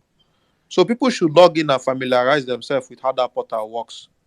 So for example, all the polling units are under a single ward, and then that ward is tied to a local government. So when they publish the result there, so let's say you voted in polling unit, let's say 001 for instance, under ward A. If the result doesn't tally with what they announced at the polling unit where you voted, then you know that there's a lot of scam and fraud going on there. So if you click on the job order, you will see the login. I think it's inelectionsresult.ng. You create your username and password, and then you log in and familiarize yourself with how the old elections that were done, how the results there are, so that it is not when you 2 days before the election you start knowing how this interface works, because that's where all the results are going to go to. So that's what I wanted to say about that. Yeah. Thank you very much, Kelly. Actually, like Kelly said, there's the portal, and I know some people imagine that what they will see on the portal is total number, is picture. So, in fact, after you voted and you've gone to the collation center, they've sent your result, everything. If you go home, you will see your result on the portal, like the way it was snapped and everything. So, let's familiarize ourselves. All right, Senator, sorry, you have been here for a long time. Go ahead. Hello, good evening, everybody. I think maybe this is going to be my first time of coming around, because I've been very busy lately and I haven't been able to be on a lot of spaces. Even though I've been hearing a lot of things about the violent space, but since I'm here, I'm really appreciative of every obedience in this space this evening. Firstly, I would like us to really look at some things that we do see that obtainable in elections in Nigeria, because good number of times when you want to really be a soft player in Nigeria election, you say, "Oh, I want to make it peaceful." What is obtainable there in the US can never be obtainable here in Nigeria. Let me give you an instance. In 2015 election, I remember I was at a polling unit, and what they do is that intermittently they bring underage children somewhere in the north, and good number of them, they wear them this, is it hijab they call it, is the one that they cover even their eyes. You cannot see anything that's inside that thing, inside the veil, but from their legs, you know that these are little 7, 8, 9, 11-year-old kids, and even the boys, good number of them were also on that veil. And because of some of the things we have encountered before, when I came, I observed everybody there were seeing what's happening. The agent for PDP was there, The agent for APC was there, other agents were there, and nobody was saying anything. The police were there, and nobody was saying anything. So when at the to cut the whole long story short, when I raised the alarm, it was as if I was the one causing problem. The policeman there told me that I'm disrupting the peace of the election and I'm going to be arrested, this, and that. So there are a lot of things we are going to really look at, because in as much as you feel okay, this election is very easy for us, the whole poll are favoring PO, we're going to look at what are the opposition thinking themselves, because they are going to be looking at the areas that we have very strongholds so that they can cause problems. So what do? We have to secure those our strongholds. There are areas that aren't our stronghold, and there's nothing you can do about it. We're not winning that side. Believe it or not, we're not winning there. So let's focus on our stronghold. What do we do first? We have to mobilize people. The people that are very important in this election are not just people with PVC. The people without PVC are as important as those with PVC. If you get to a polling unit and you see crowd of people without PVC waiting patiently, see, even if you come to do anything or disrupt the peace of the election, fear no go allow you to do it, because there are people that are waiting to devour you if any pakam happen there. You understand? So in all of those our strongholds, there should be enough obedience. Even those that are not voting, when you are coming from home, don't just come on your own. You can come with your neighbor that don't have PVC. Come with them. They should be around, because where I'm voting, me and some of my people there, we have already set up. We're going to set up a canopy, some area not too far from the polling unit. We're going to keep water and every other things, and we're going to keep few chairs where people can go and rest and wait for the votes, especially like women and people that can't stand for a very long time. You understand? So, but the people that can stand, that will be there. So these things we just go there, try to encourage people, and we're going to do it in such a way that it's going to reinvigorate people that are feeling bad or maybe feeling tired or what. And we're going to use there also to, in a very good way, strategize on things to do, because there's some polling units you get to. When you get to that polling unit, that's when you begin to understand what's happening there. So what we are doing is, apart from coming out a mass to vote, we're also going to come out in mass to take this vote, to ensure that this vote, because when the people are much there is little or nothing you can do. Now, the second thing again that is very important is to know who the INEC PO for that unit is, because if the INEC staff is compromised, it's going to be a very big problem.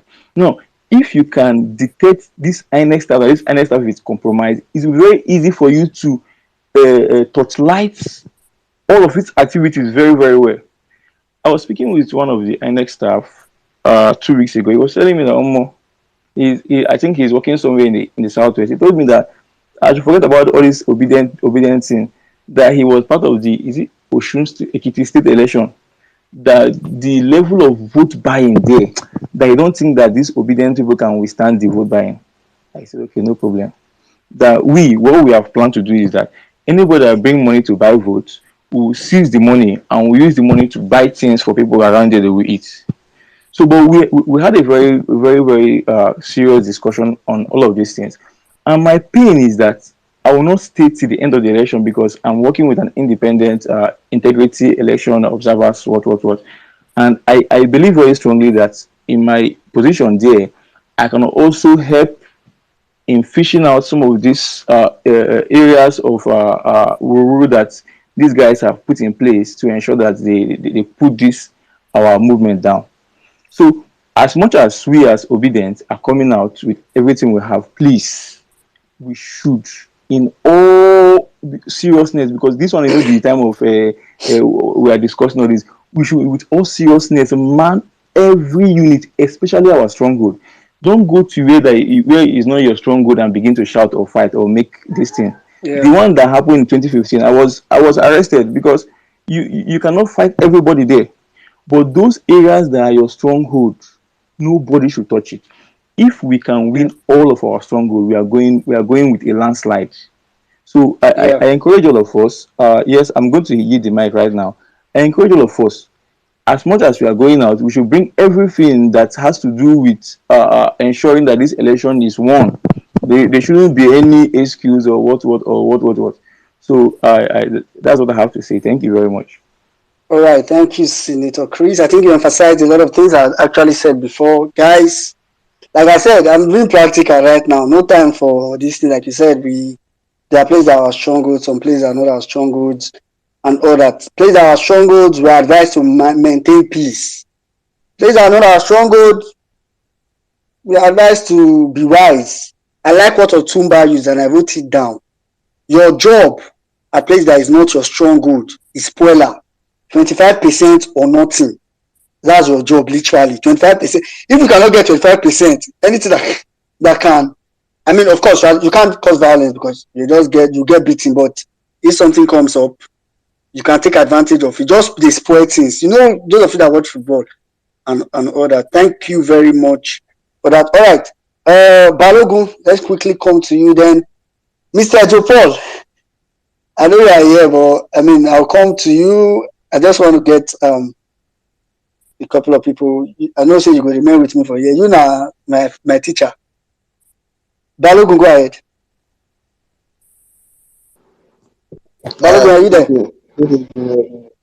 Am I audible enough? Yes, go on. You can hear Hello. you. Good evening. How was your day?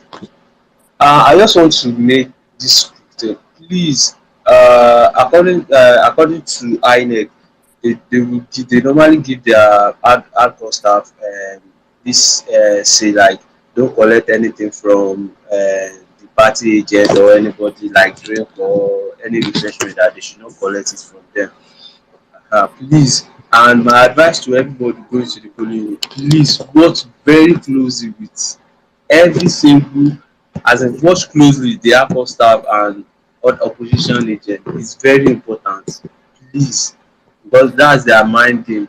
Before you know it now, maybe AP1 and or AP2 will meet with other party agent like what do you have for us? I know what happened during Osun election. So they will go and meet them, or their agents will meet with the APOs like Alpha. Listen dey sup now, oya we go give you this amount. Please, obedient, please. Our our work that day is just to be watchful, as in anything like this, just be watchful, please. I will read my guys. Yeah, all right. Thank you very much, Balogun. Like you said, please, guys. In fact, that's one thing we don't emphasize enough. Watch the assistant presiding officers. Watch those guys. Watch those guys. Because the presiding officers are usually INEC staff, but the assistants are usually like from random. I say INEC staff, NYC corps members, but the presiding officers are usually from random places. Some are corps members, but some of them are people that are planted by parties. In fact, let me be honest with you. APC, PDP, they are very big parties. Oh. So that's why I want us to know where we are going. We are going to a terrain of demons, like Saddam used to say, demons, devils. So we have to go prepared. These people, they are demons, literally. These people can even have, your party agent can even be a member of their party. You know why you arrived there, but your party agent. So even watch your own party agent, and I mean LP now, what LP party agent, you can tell if someone is acting fishy. And that's very important. Emmanuel, I can see you. Manuel, okay, I have to Emmanuel. Emmanuel, go ahead. Well, meaning, please, at this point, let me interject you. Okay, Because Joe, go ahead. Manuel, just hold on, the, sorry. the informations are coming so much, and I think it is good for me to lend my voice to the contributions of everybody here. I want to greet all of you in line with the time of the location you are across the globe now while we are doing this spacing. One, I want you to know I am talking from experience from both sides as a politician who has done the dirty things, and as an INEC official who has also done the dirty things. Now, I want Pray you for to know. forgiveness. Oh. Huh? I think you pray for forgiveness. I'm joking. I am doing reparation. That is why I left all the opportunities that seem so promising and clearing with them and align myself with the obedient movement. Now, I want you to carry this, everybody, carry it at the back of your mind, that 98% of those, apart from the real core members that will work during the elections, 98% of the other ad hoc staff are actually directly from the political party that is on seat, on power. Jopo was struggling with your network, and this you are saying is very important. States, can you hear me? In those states. See how they do it.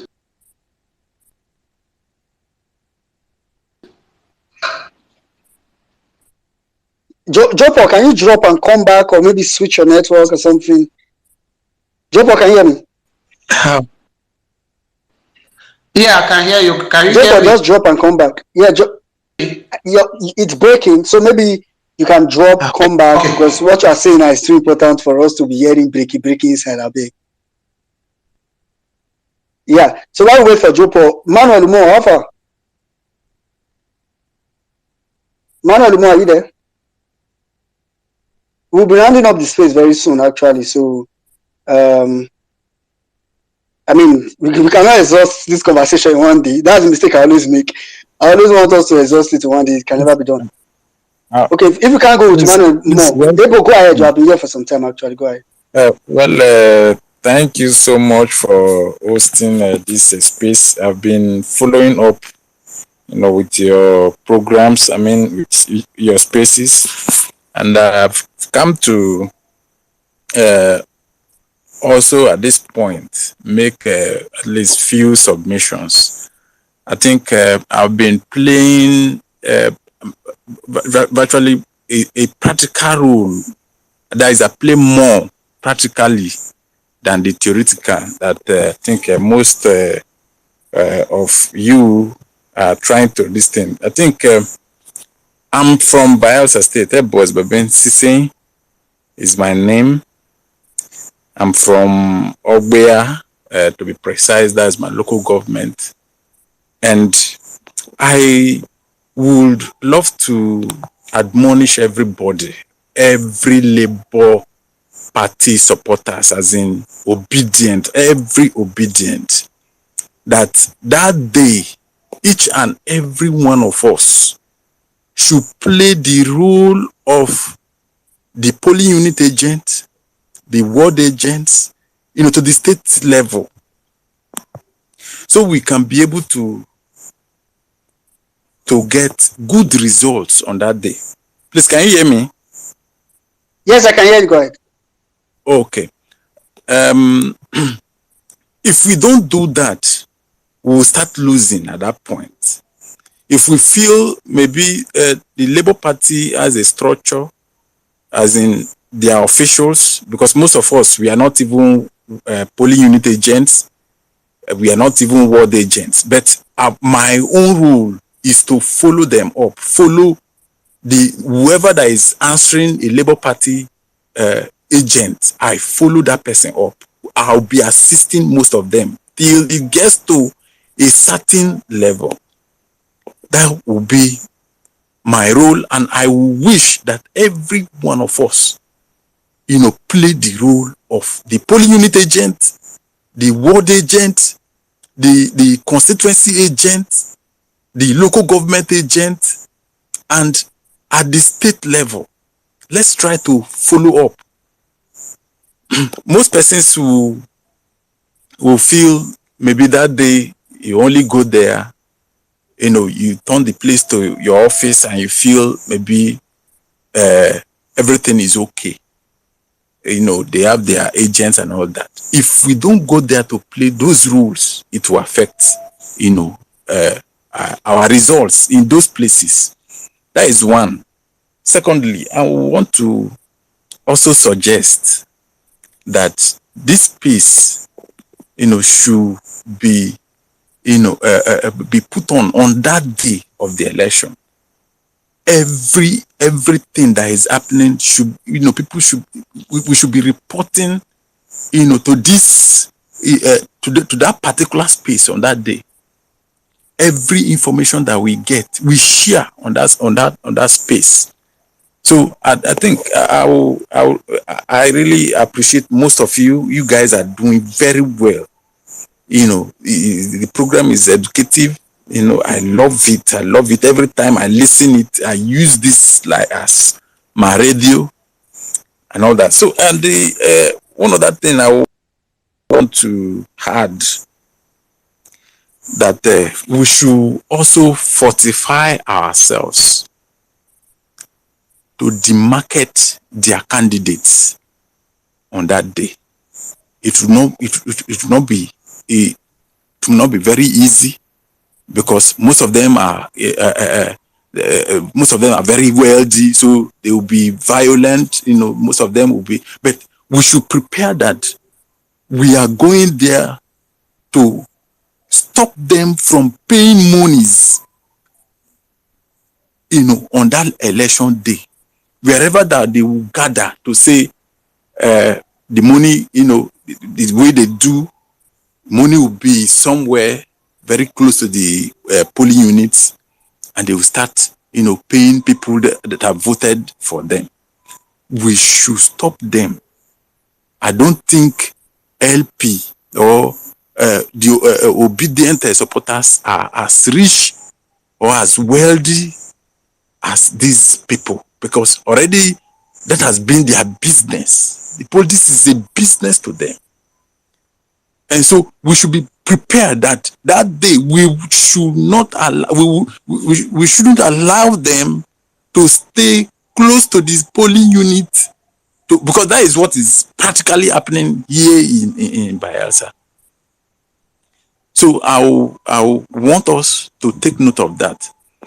Then again, I will also want to suggest that wherever that we know that we are failing, I know most of these points, most persons must have raised them, maybe in previous spaces, but I feel I should also I will also remind us that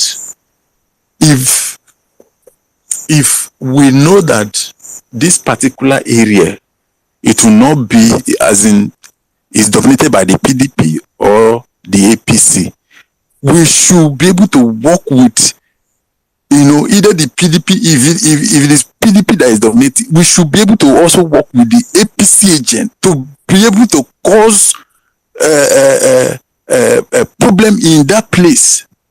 If you support APC, in case of where PDP is dominating, if you meet the PDP agent to spoil or work in a way that result will be cancelled, he will also support you, and it will be very possible. But where you feel Able off your mic, Senator. Okay. Minister off your mic. Minister off your mic. I feel like people got what you said, but I don't obedient. I feel like people already got. I think I already said it earlier a couple of times. Sorry. When I saw off your mic, I was actually joking. I was not being rude. Sorry. People, I think we already got that message. But I don't want us to. I mean, I don't want people to come and say, "Oh, but obedience una smart now. Una know, Abi. I don't need to come the right, and explain everything." All right, thank you, Ebu. I like what you said at the beginning of the submission. Everything you said, I love it, especially when you said, "See, you are ward agent, polling agent, state agent, anywhere you can follow. In fact, the minimum for everybody, of course, is ward. Minimum. And that's really because in the ward, let me just quickly explain this. Emmanuel, I'll come to you now. I'm sorry, Jopo, I'll come to you to round up. Then Emmanuel, I'll come to you. Then Emmanuel Ajali, I'll come to you before we round up the space. Let me quickly say this. The reason that we've been emphasizing, and I will still emphasize it. Sorry, I'm apologizing if you think I've said it too much and you are tired of hearing it. I'm sorry. In fact, I'm not sorry. You see, at the ward, what a lot of people know now is that when they transmit the result from the polling unit and it is successful, oh, my job has finished, I can go home and all that. At the ward, there is a loophole. At the ward, they can change the result. It means they can give your result to another party if you are not there. Of course, you may not be able to enter inside the room to say, oh, you are another.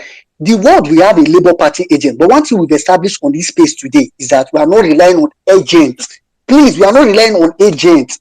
You are the agent. Thank God Ebo just said it. You are the ward agent. That's why we have said, as soon as voting ends from your polling unit, straight, alele, go to the ward. If you from your polling unit, like, let's say 20, 40 of you people from your polling unit, let's say, assume that the old women and the pregnant women have gone home, they couldn't follow you guys. If like 40 of them are there, from another polling unit, they come. How many, in most wards, maybe they might have, a good some number of polling units, I don't know, but if you people are there, some of you are looking at them from the window, and you see your presiding officer or any presiding officer trying to now write on the results that you already wrote on at the polling unit, then you will ask, what is he doing? Let them tell you why he's doing it before you will now snap it. Because if you are there and you don't know why you are there, you may be there, you will just be looking, they will change the result figures, they will upload a new result, you will say, oh, I was there, I watched. You will now get home and now see that the number of votes that you had in your polling unit, they're giving it to another party, and the one that party had, which is small, they're giving it to your party. You will now be crying, oh, hey, yeah, oh, I've said, this is not what we saw, oh, blah, blah. By then, and one thing, I've told many people about this, one place we don't want this election to go to is the court. Because we already know who has the court. So please, and please, and please, tell your people, tell your people's people, tell their people that people that they should not go home even after election result is transmitted. They should go to the World Coalition Center. All right, Joe Paul, you are giving us a lecture. Maybe you can just quickly, I want us to round up this space before level. Oga Steve, I want to go of Oga Steve space today. Oga Steve, you will still use that space. Okay, thank you so much. I will try my best because already I have dispensed myself over for the whole day, and I know you know what I've been doing. I've had 3 sections of training, 2 geopolitical zones that has 11 states. I've trained, I'm training polling unit agent the whole of today, the whole of yesterday, and it will continue like this till Wednesday. So I wanted to react to something because like I keep saying, whatever that I'm saying at any time is based on the principle of truth.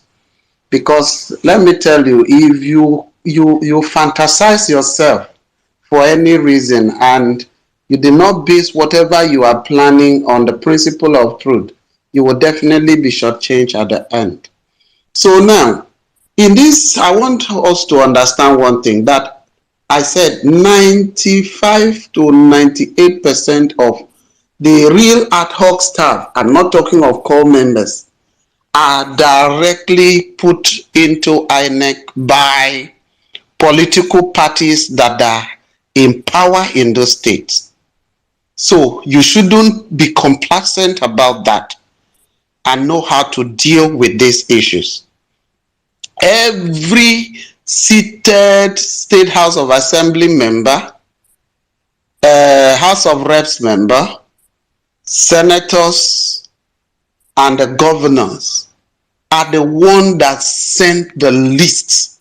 If you like, do application from sky. If you like, you have what kind of experience. If you don't fall into their list that they sent to the reg, your name will not come out and you will not work with INEC. So we should know that it is the cabal versus us. versus us Nigerians. So don't over depend on those that are going to work for INEX. That is why I am reiterating this very point, so that we won't fall victims into your hands. That is why the polling unit agents, the canvassers, party members, those that anticipate a new Nigeria that is going to be an egalitarian society, that everybody will have a level playing ground, should always be on alert, and they will not be able to defeat us because we outweigh their number. So now, secondly, what I want us to say, Mr. Ebo, please, can you mute your mic? Sorry, sir. Mr. Go Ebo, ahead. can you? Okay, Mr. No, not Ebo. Mr. Obino, maybe mute your mic. Okay, Obino, mute your mic. Sorry. Yeah, go ahead, Mr. Pujopo. Okay. Now, another thing that I want us to understand, because you need to be very, very balanced in your analysis. Now, when people emphasize so much about Ekiti, Osun, Anambra, which other one again that is coming independently? Maybe Edo State, and where Kogi State elections. Let me tell you, when the whole forces of darkness join their hands and carry their eye and chook inside one state that is doing election, just only that state, what do you think is going to happen? They will pull everything and go there, and it's going to look meaningful. But let me tell you, this is the whole Nigeria election. If they like they should bring 3 trillion outside, it's going to be like pouring some fishing a water with a spoon and going to go and throw inside the mighty ocean. I want people to understand this too. Secondly, for their talks and all their rangers that they have been training, what is their ratio to the population of obedient alone that they will be able to distract us? And I want you to also understand that all those that will be able to come and cause mayhem and trouble anywhere during the elections must not be far away from those communities. They must not be far away. They can't come from far away outside those communities, except for some peculiar places that some persons are already, they are inside the bush for years, for months training, and they want to go and employ them and bring them. But like in my place anyway, there is no juju that you bring and enter my land that is not diffused. It's diffused. So no juju works in my place. As you come enter my land, it is the powers in my own land that works against you. So for anybody that they might decide to hire, it has never happened. They have never succeeded. You enter my Boki land during election in Cross River State, everything you are carrying as charm is already gone. So I want us to understand some of these factors and not be over-threatened. They are doing what they are doing in Lagos because on the day of election, there will be restriction of movement. You should know. And for anybody that will unleash mayhem must have been camped very close to those areas, around those areas, before they can come out. And they can never be up to 10 to do anything. But we outweigh them. We outnumber them. So we need to know this and save our head, and also know that I have said this before, and I want to say it here again. I'm always not having the opportunity to maybe talk in big spaces. That is not actually my concern. The work that I'm doing is too much on my head that creating time again to do all of this is also the highest, the deepest part of sacrifice that I have been doing. I want us to understand this very fact that no matter what that they are trying to do in those Lagos areas and all of that, it's not going to affect us that much. We should also calm down our mind and base it on truth and know that anyhow, let us get at least 50% of Lagos. We are okay with it. We are okay with it. And don't allow anybody to cajole you. I have been begging, and in fact, my training, part of the model is that they will come with different strategies to distract us during the elections. Let our polling unit agent not fall prey to their antics. One, if the line, the presiding officer 3 is the one in charge of the line and the organization. Once it is 2:30, if at all the election starts in that polling unit exactly 8:30, by 2:30, nobody is expected to join the line again.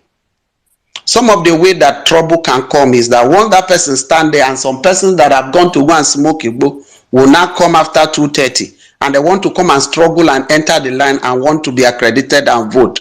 Please, obedient, don't stand by the INEC officials. If the election starts by 8:30, by 2:30, accreditation should stop.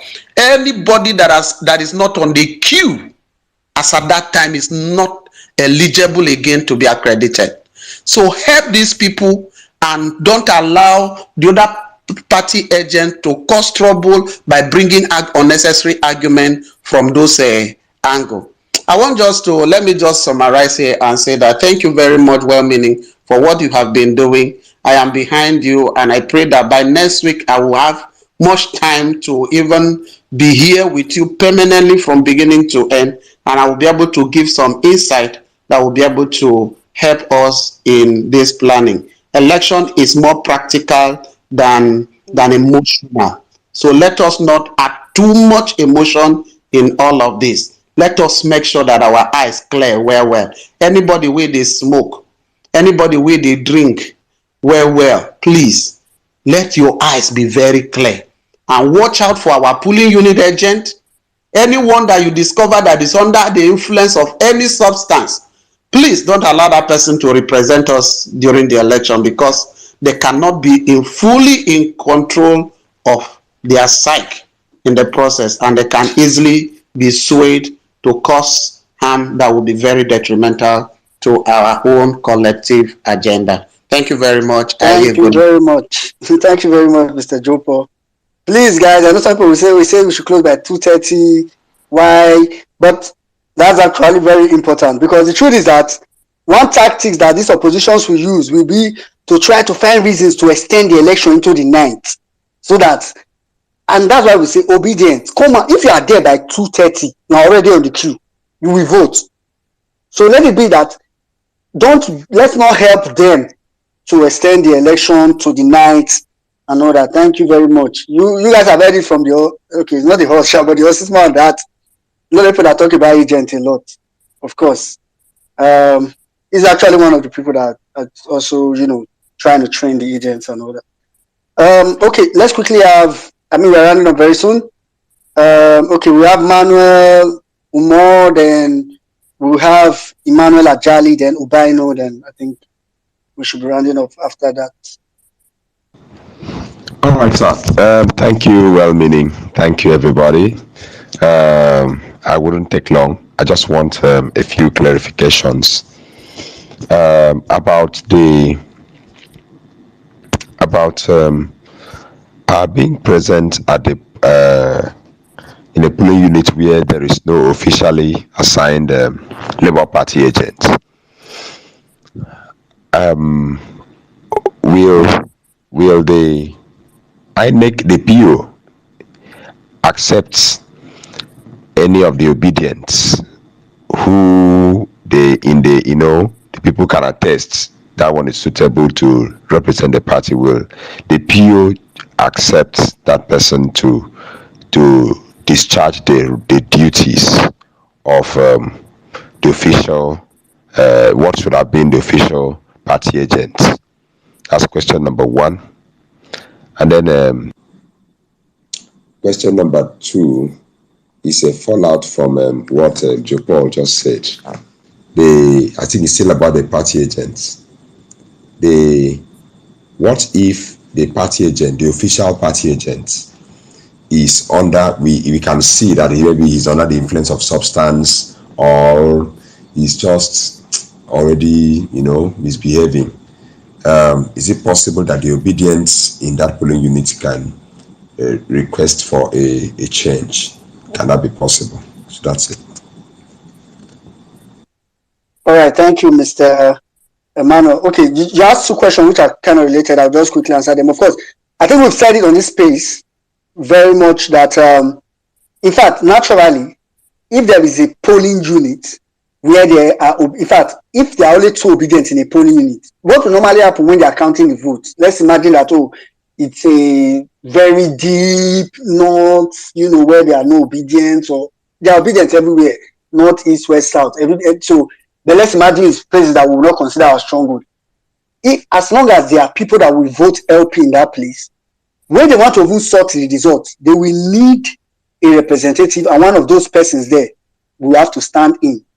Then when they want to even sign the result, you will see unofficially they will call somebody to come and sign it among those that voted for LP. So it's whether or not it's possible, in fact it's the presiding officer that will request for representation. That's why we said on this page that everybody should prepare their mind like a party agent.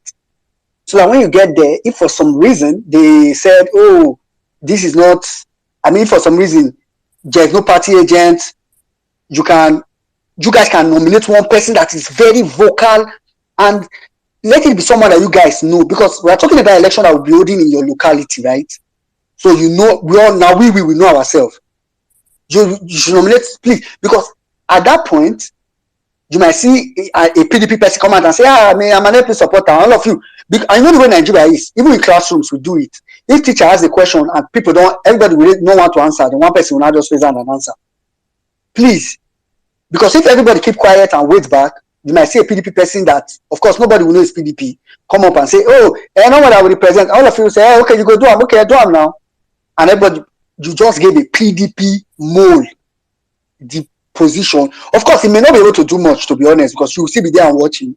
But you can actually nominate somebody. But if you have an official polling agent, which is your second question, and for some reason he's under influence of something, and he's literally misbehaving, legally speaking, I don't think you have the power to remove him right there. But what you can now do is checkmate whatever he's doing.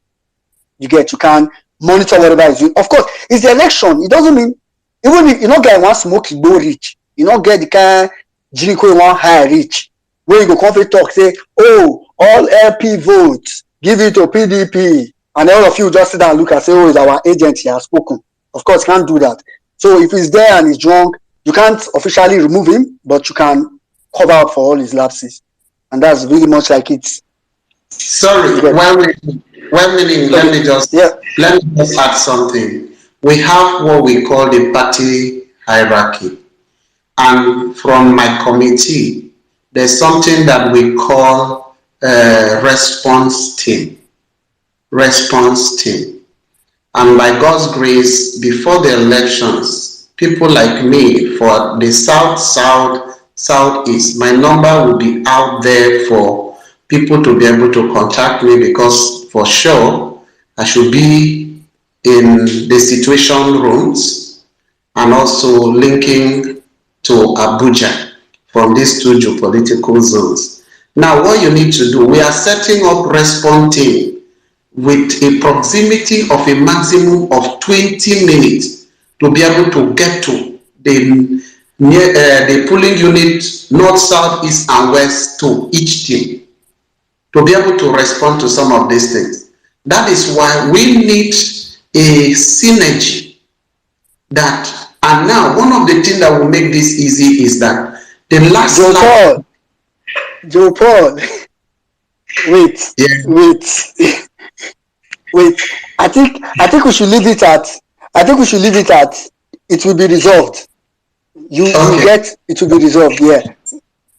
Before this Abado boys come go, they look for where responsive day. All right, thank you very much. So I think Manuel, you already got the check that there are so many ways to curb it. Even if the response team does not respond, you yourself, you can checkmate it actually at the polling unit. And not just to Manu, I mean everybody that is listening. Emmanuel Ajali, quickly, you want to say something? We are rounding up. All right. Hi, everyone. Good morning, good afternoon, good evening, depending on where you're spacing from. Maoga, I hear you. Um, so very quickly, I'll just say this first of all. So a lot of things you have heard today will seem to some of you as too much talk, too much emphasizing, but the reasons why most of these things are being said is because of how important and how vital they are to the election process. With regards to um, the comments on, I'll just make the submission with regards to some of the officials. To an extent, most of the time, I'm very, very much concerned about the presiding officers. Why? Because these are the people to whom the elections they are they are the Emmanuel main. Ajali, you want to presiding officer. Presiding officers are not here. I These are know, I voters. no worry, no worry. Now voters I see they talk about, no worry.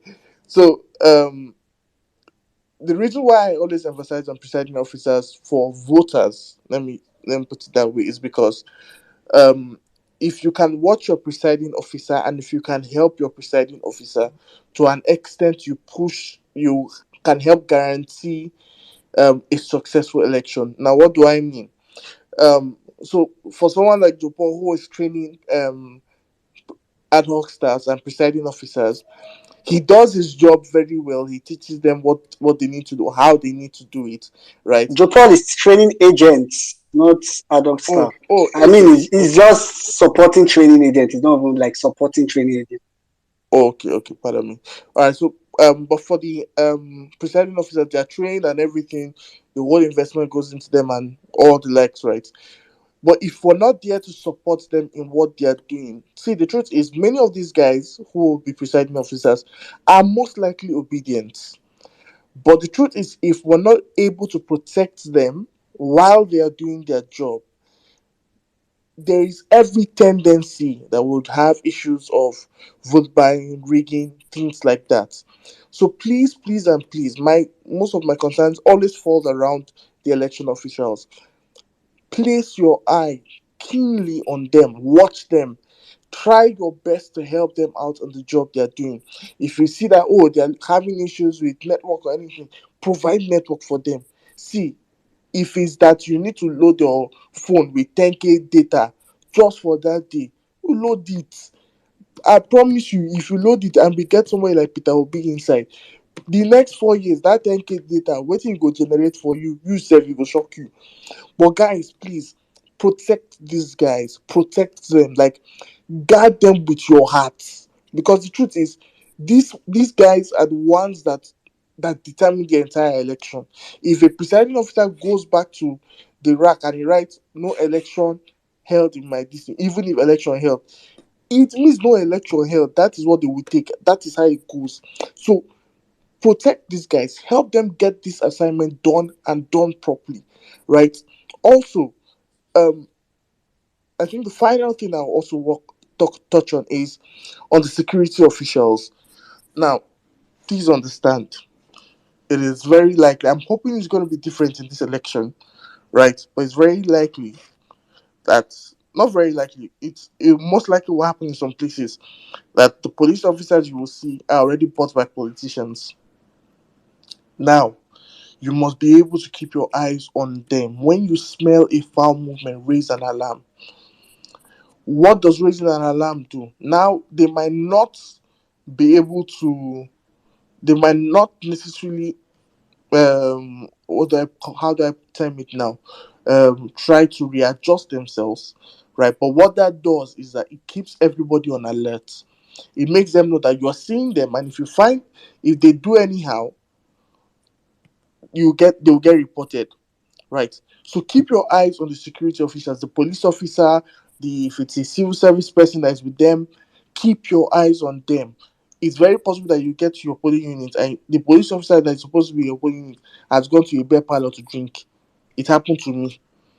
You might see the NSCDC person sleeping behind the the polling agents. Anything is possible, but keep your eyes on these people because they are also an arm that the politicians would use to get to buy votes. Keep your eyes on them. Call foul when you see it. Don't wait. Don't be doing. You see something, shout it out. Let people know. Raise that awareness so that people know. Okay. So I think with that I'm done. Thank you, Marga. Have a Thank good you night. very much, Emmanuel Ajali, for the insight you always give. That's very. Remember earlier I said that we are streaming live on YouTube, on Violence Space YouTube channel. Please, after the space, if maybe you couldn't get your people to join, you can share the YouTube channels, the recorded space to them, or preferably the recorded YouTube video to them to go through it. That's why I want to make this space as short as possible so that they can have time to listen to it. If it's too long, you might not want to. But quickly, I'll answer. Somebody asked a question on the YouTube channel, and I would like to answer that person on the YouTube channel. Lord Bethel on the YouTube channel. I saw your question on the live chat. He says, my question is, as Peter set up a situation room where all election results will be transmitted. The answer to your question, and I'm hoping you are listening, because I think there are still some people watching live, is that trust me, LP, Big Tents, there will be many situation rooms. In fact, at this point, I'm almost beginning to think situation rooms may be too many, but it can never be too many. But what I've advised all of us, especially those of us in diaspora, is that let's set up our own situation room within our family circle, on our WhatsApp, family WhatsApp. Situation room is just conversation where people can give report and say, okay, this is what's happening, this is what's going on, this is where that's where you can also monitor them and say, oh, don't leave the polling unit, don't do this, go to the ward and do that. That's very, very, very important. And like somebody suggested earlier, we are going to be having space running, not me, so people should not think. I'm sure that either the violence space or mark space, in fact, we haven't thinking about having a coalition, like everybody that hosts space, the Malgan on Twitter that hosts spaces, of course, the Marks of this world, the Saddams of this world, the Akin Togate of this world, them the Jimmys, them the Otumbas, them, everybody that hosts space. Hopefully we should be able to do that, like have one space where, so that if everybody we just know we are focused on one place, not multiple spaces there and there. The only other space that might be holding alongside is the prayer space, which is going to be on throughout. That one, if you go there, pray for some minutes, you come out, can't enter situation room. So there will be many situation rooms. Just to answer your question, Lord, and Bethel. Of course, we know it's very important. Thank you for that question. Thank you for streaming. And, hopefully let's share the YouTube link for people to watch it after now. All right, before we round up, Obino, you have been going and coming. You must ask your question today. Go ahead. Oh, thank you.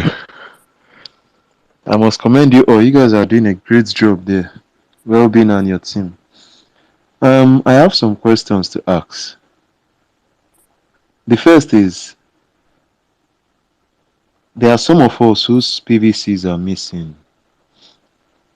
And there is a post that went viral on some WhatsApp groups, some obedient WhatsApp groups, which stated that those of us who don't have our PVCs, that we can get it from the INEC portal, and maybe go to a cafe, then reprint it. I don't know how true that is. That's my first question. And the second is, for us whose polling units have been changed, I don't know, how do we locate our new polling units? Then the last one is, while voting on that day, is it a must to use our thumb to print on the paper, or can we use any other finger?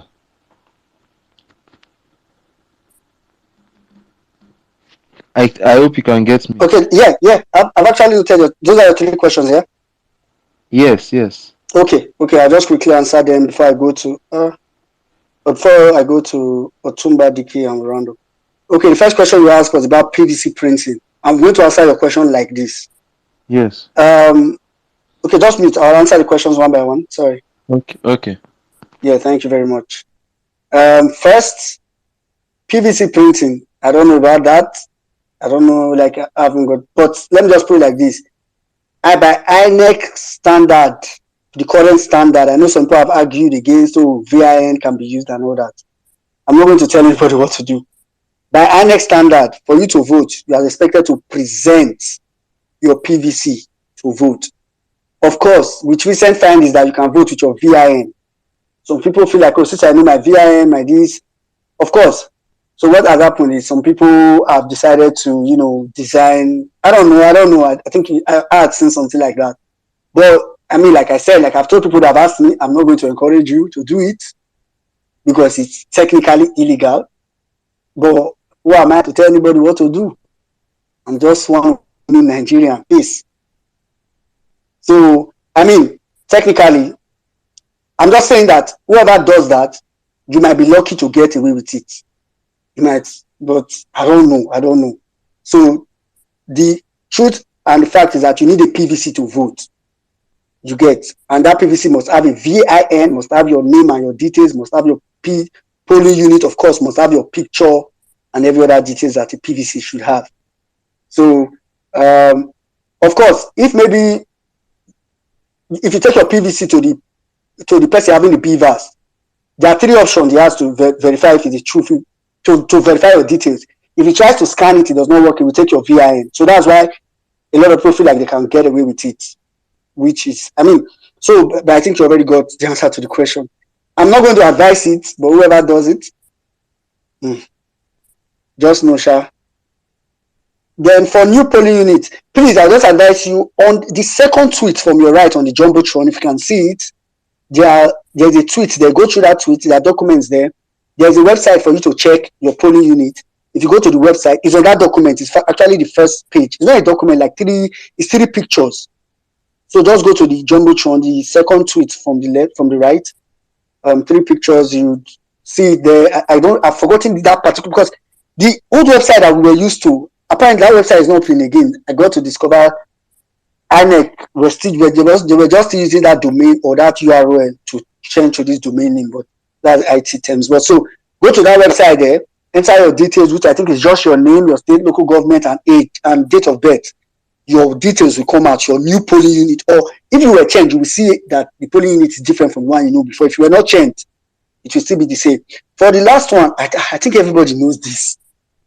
You must not, in fact, don't use your thumb, please. Use index finger.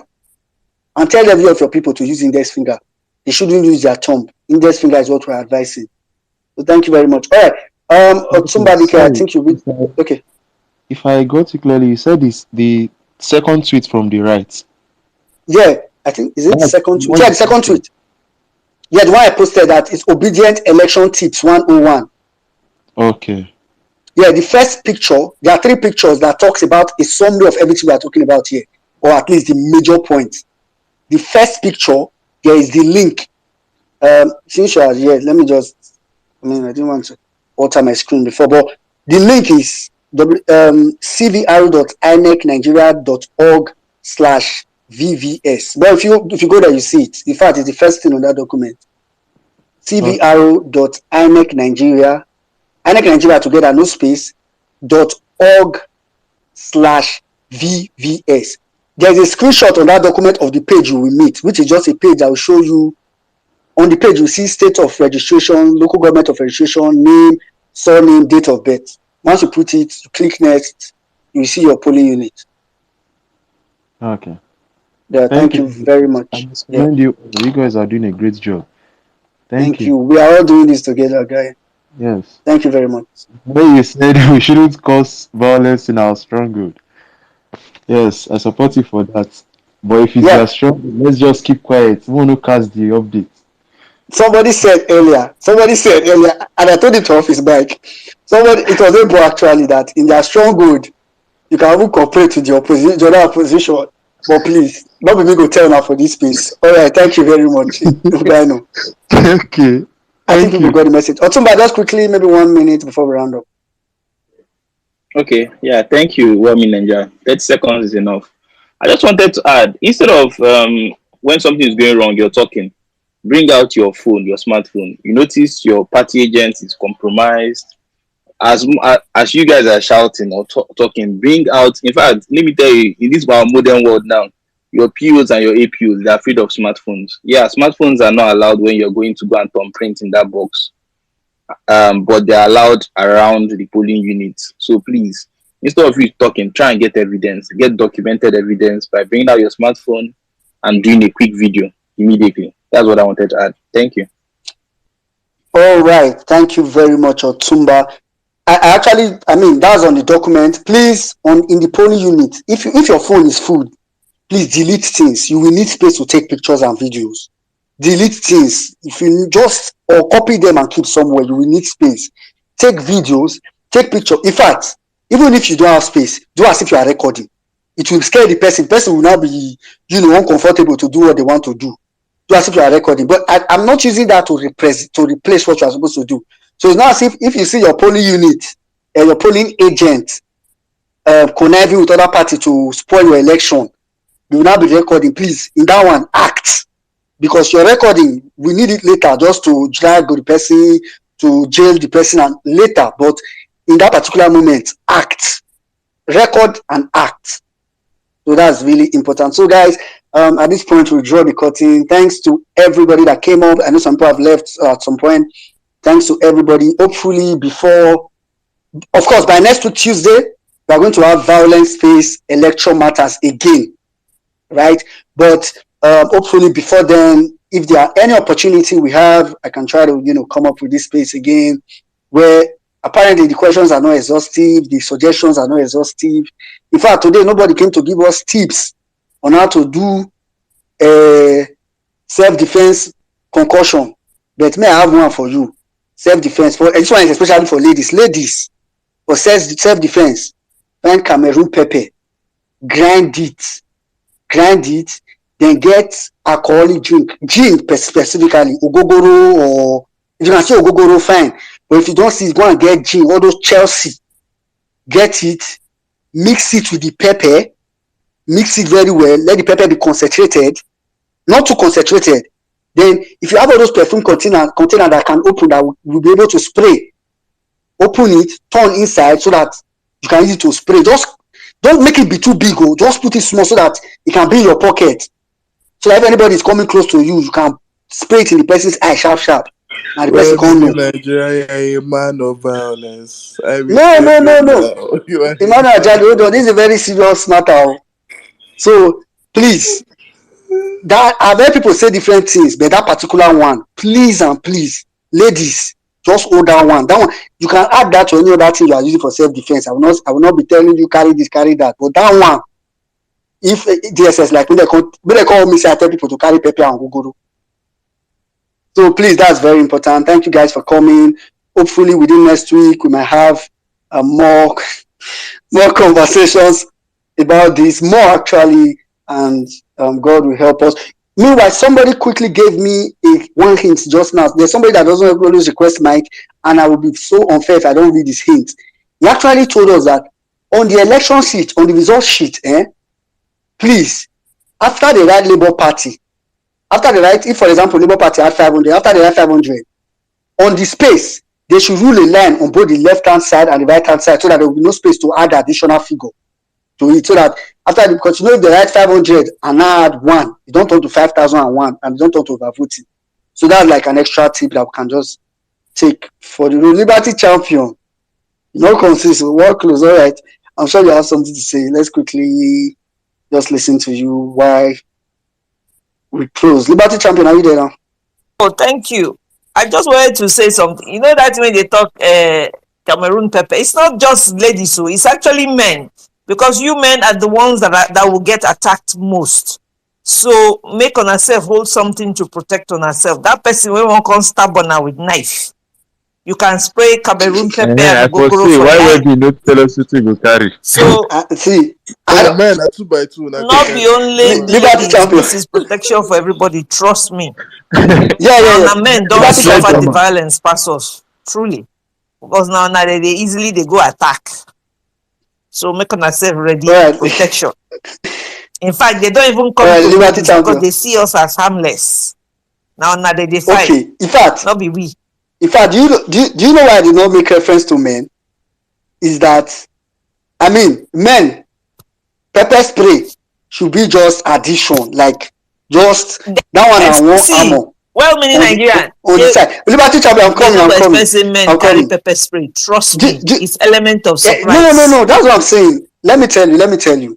By psychology, we've ended the space. Okay, we've not officially ended it, but these are like unofficial conversations. Just but see, naturally, by psychological, what happens is if a man stands away, wants to attack a woman, and is holding a stick, tendency is he would want to walk closer to the woman to maybe use hand and hit the woman. So the point is that if a man wants to attack you, they will tend to come close to you as a woman. But and to apply pepper spray, usually you need to be close. To be honest, you need to be close to the person. But if you are a man and a man want to attack you, will not come close to you. We use the thing from afar. So that's why I'm hoping that men, whatever you carry, can also be something that can defend you from afar. It doesn't mean this pepper spray is generic like Liberty Champion said, but please, I'm more conscious of my ladies. Men, you cannot protect myself. If you cannot protect yourself, here's your case. Anyway, thank you, Liberty Champion. Sorry, just for guys, if you have dogs, right, like really big dogs, take your dogs out. You can allow them to sit close to the Do polling you know unit. why I'm conscious about that dog issue? Is that I don't also want people to go and use dog to be scaring voters at the polling unit as well. No, But you keep your dog far away. yeah, if you know you can tame your dog is well trained. Not carry bingo, go. Carry a station dog, those ones with big head. Yes, dog wey dey hear word, not go carry bingo. Abeg. All right, Eze and Osara, they come. Eze, I'm sure you quickly just want to say something. We're already rounding up. Eze. Good evening, everybody. I'm sorry. I don't know if you're hearing me.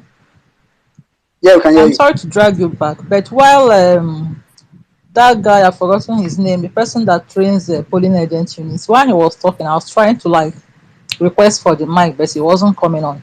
I wanted to find out from him why some of us agents were refused entry into the Google Meet training we had on Wednesday. So many people complained they were not able to get in. Okay, you are okay, chat me up in the DM. Just chat me up. Or let me see if I can send you a message. Okay. I'll send you hi, then you can chat me up, then we can talk about that. Okay, thank you very much. You get? Yeah, we'll talk about that in back channel. Osaro, Alpha, I think you came late, but this space is recorded on YouTube, so maybe you can watch it later on Violence Space YouTube. But Osaro, go ahead. I'm sure you want to say something.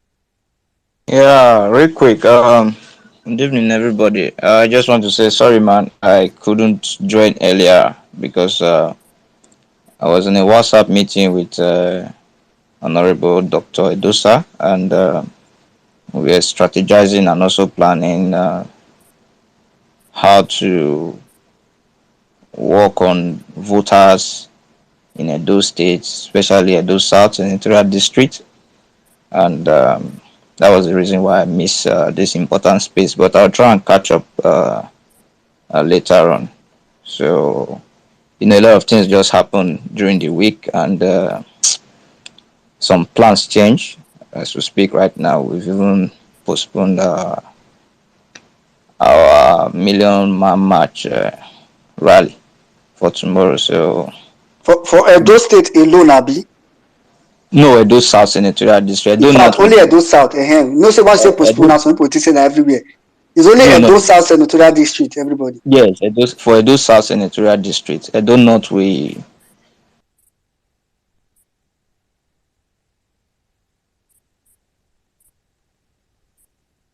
Oh, sorry, I think we lost you for a moment. Can everybody hear me? Yeah, I can hear you. Okay. I think we lost Osaro. Osaro, are you back? Okay, go ahead. We don't want a situation whereby, God forbid, any other opponent or any opposition come to, attack us, and we are not cowards. We'll definitely fight back. So we don't want that back and forth, and that's why we just decided to say, okay, let's just postpone. So I will listen to the space later on. Thanks, bro. All right, thanks, boss. Osaro is one of the key people that is moving. Someone's mic is on mute. Emmanuel. Oh, sorry. Yeah. Thank you very much. Liberty. Sorry, quickly. Go ahead. this thing where you talk on counseling, there is a fake memo going about. Now Big Joe, they coordinate Lagos State rally. There is a fake memo of somebody. Now the opposition trying to put people off. Please, Lagos State rally is not cancelled. In fact, I just saw it in our Labour Party group chat. I had to quickly go into the 100 million people to ask those that should be in the know. Green confirmed this saying a fake. Then Big Joe himself confirmed it saying a fake. You know, please, if you guys see it, it's going around, it's going to go around now APC, PDP. I'm sure they are trying to discourage Lagosians, those, you know, in the areas that will have this rally from coming out. Please, it is fake. Okay. It's been certified fake. All right, thank you very much. Now, fear now, everybody, guys, the only way know that we are winning. You see all this fear up and down. We are winning. I cannot emphasize it enough. All right, thank you very much, everybody. This space was supposed to be for 2 hours, but apparently I think it's like 4 hours. God. Anyway, it is what it is. It's part of those things we have to sacrifice. Please, guys, like I said, it was recorded on Violence Space YouTube channel. Go and share it. Go and share it, and so that they can get the important point. Then the tweet I have up there, which is the major points, please share it. Use it as well. See, let me give you work. 2 things, and this is why we round up this piece. On your WhatsApp status, especially when they get many people with view WhatsApp status, I beg. Things where you go help us go post on your WhatsApp status. You see those 3 pictures on that tweet that I shared on the second tweet on the Jumbotron from the right, second tweet from the right. Share it on your WhatsApp status so that people will learn. Then you see that tweet. I think Violence Space had it like as a picture earlier. I posted it here as well.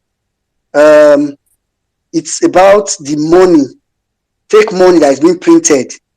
Please also share it on social media. Maybe people know, say, how you go to explain to your children, say you sell your vote, you sell their future, but now fake money, now if they sell, oh God, you will not forgive you. You can commit suicide if you discover you sold it for fake money. Believe me, that can send you to depression.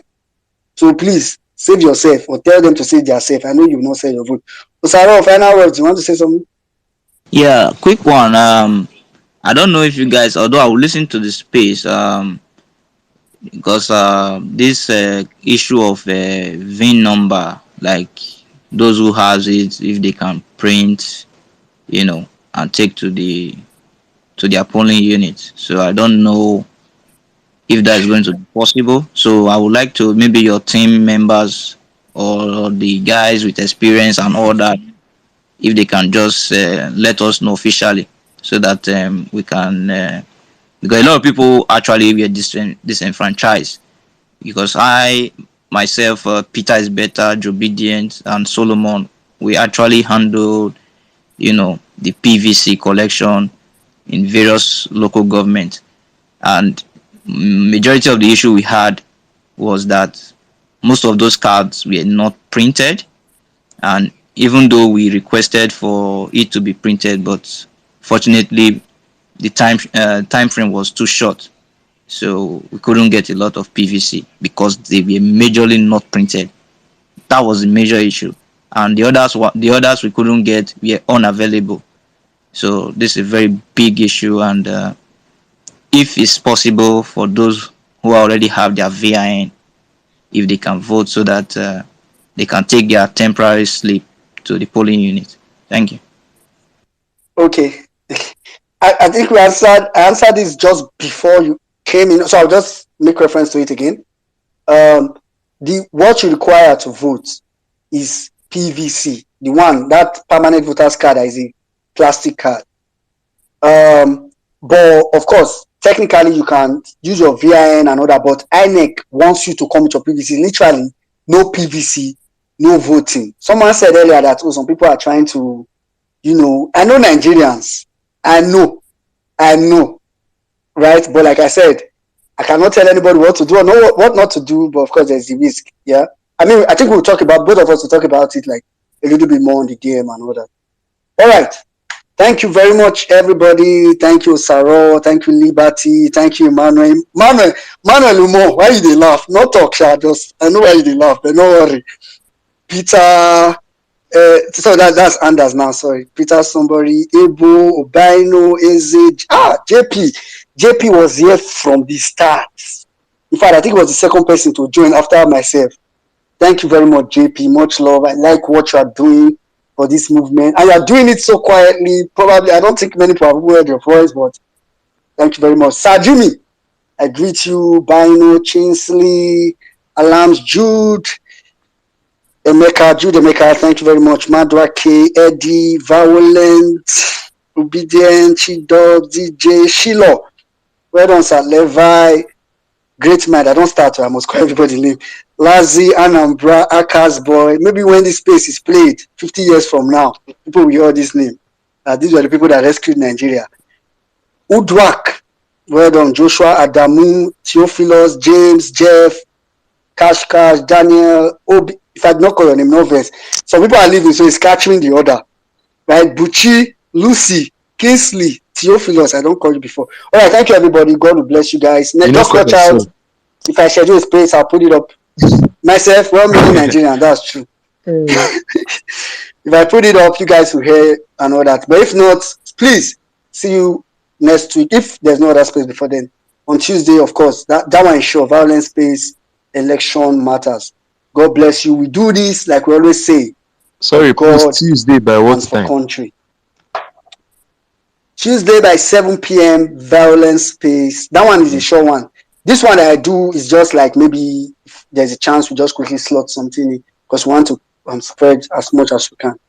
Thank you very much for God and for country. God bless you guys. And you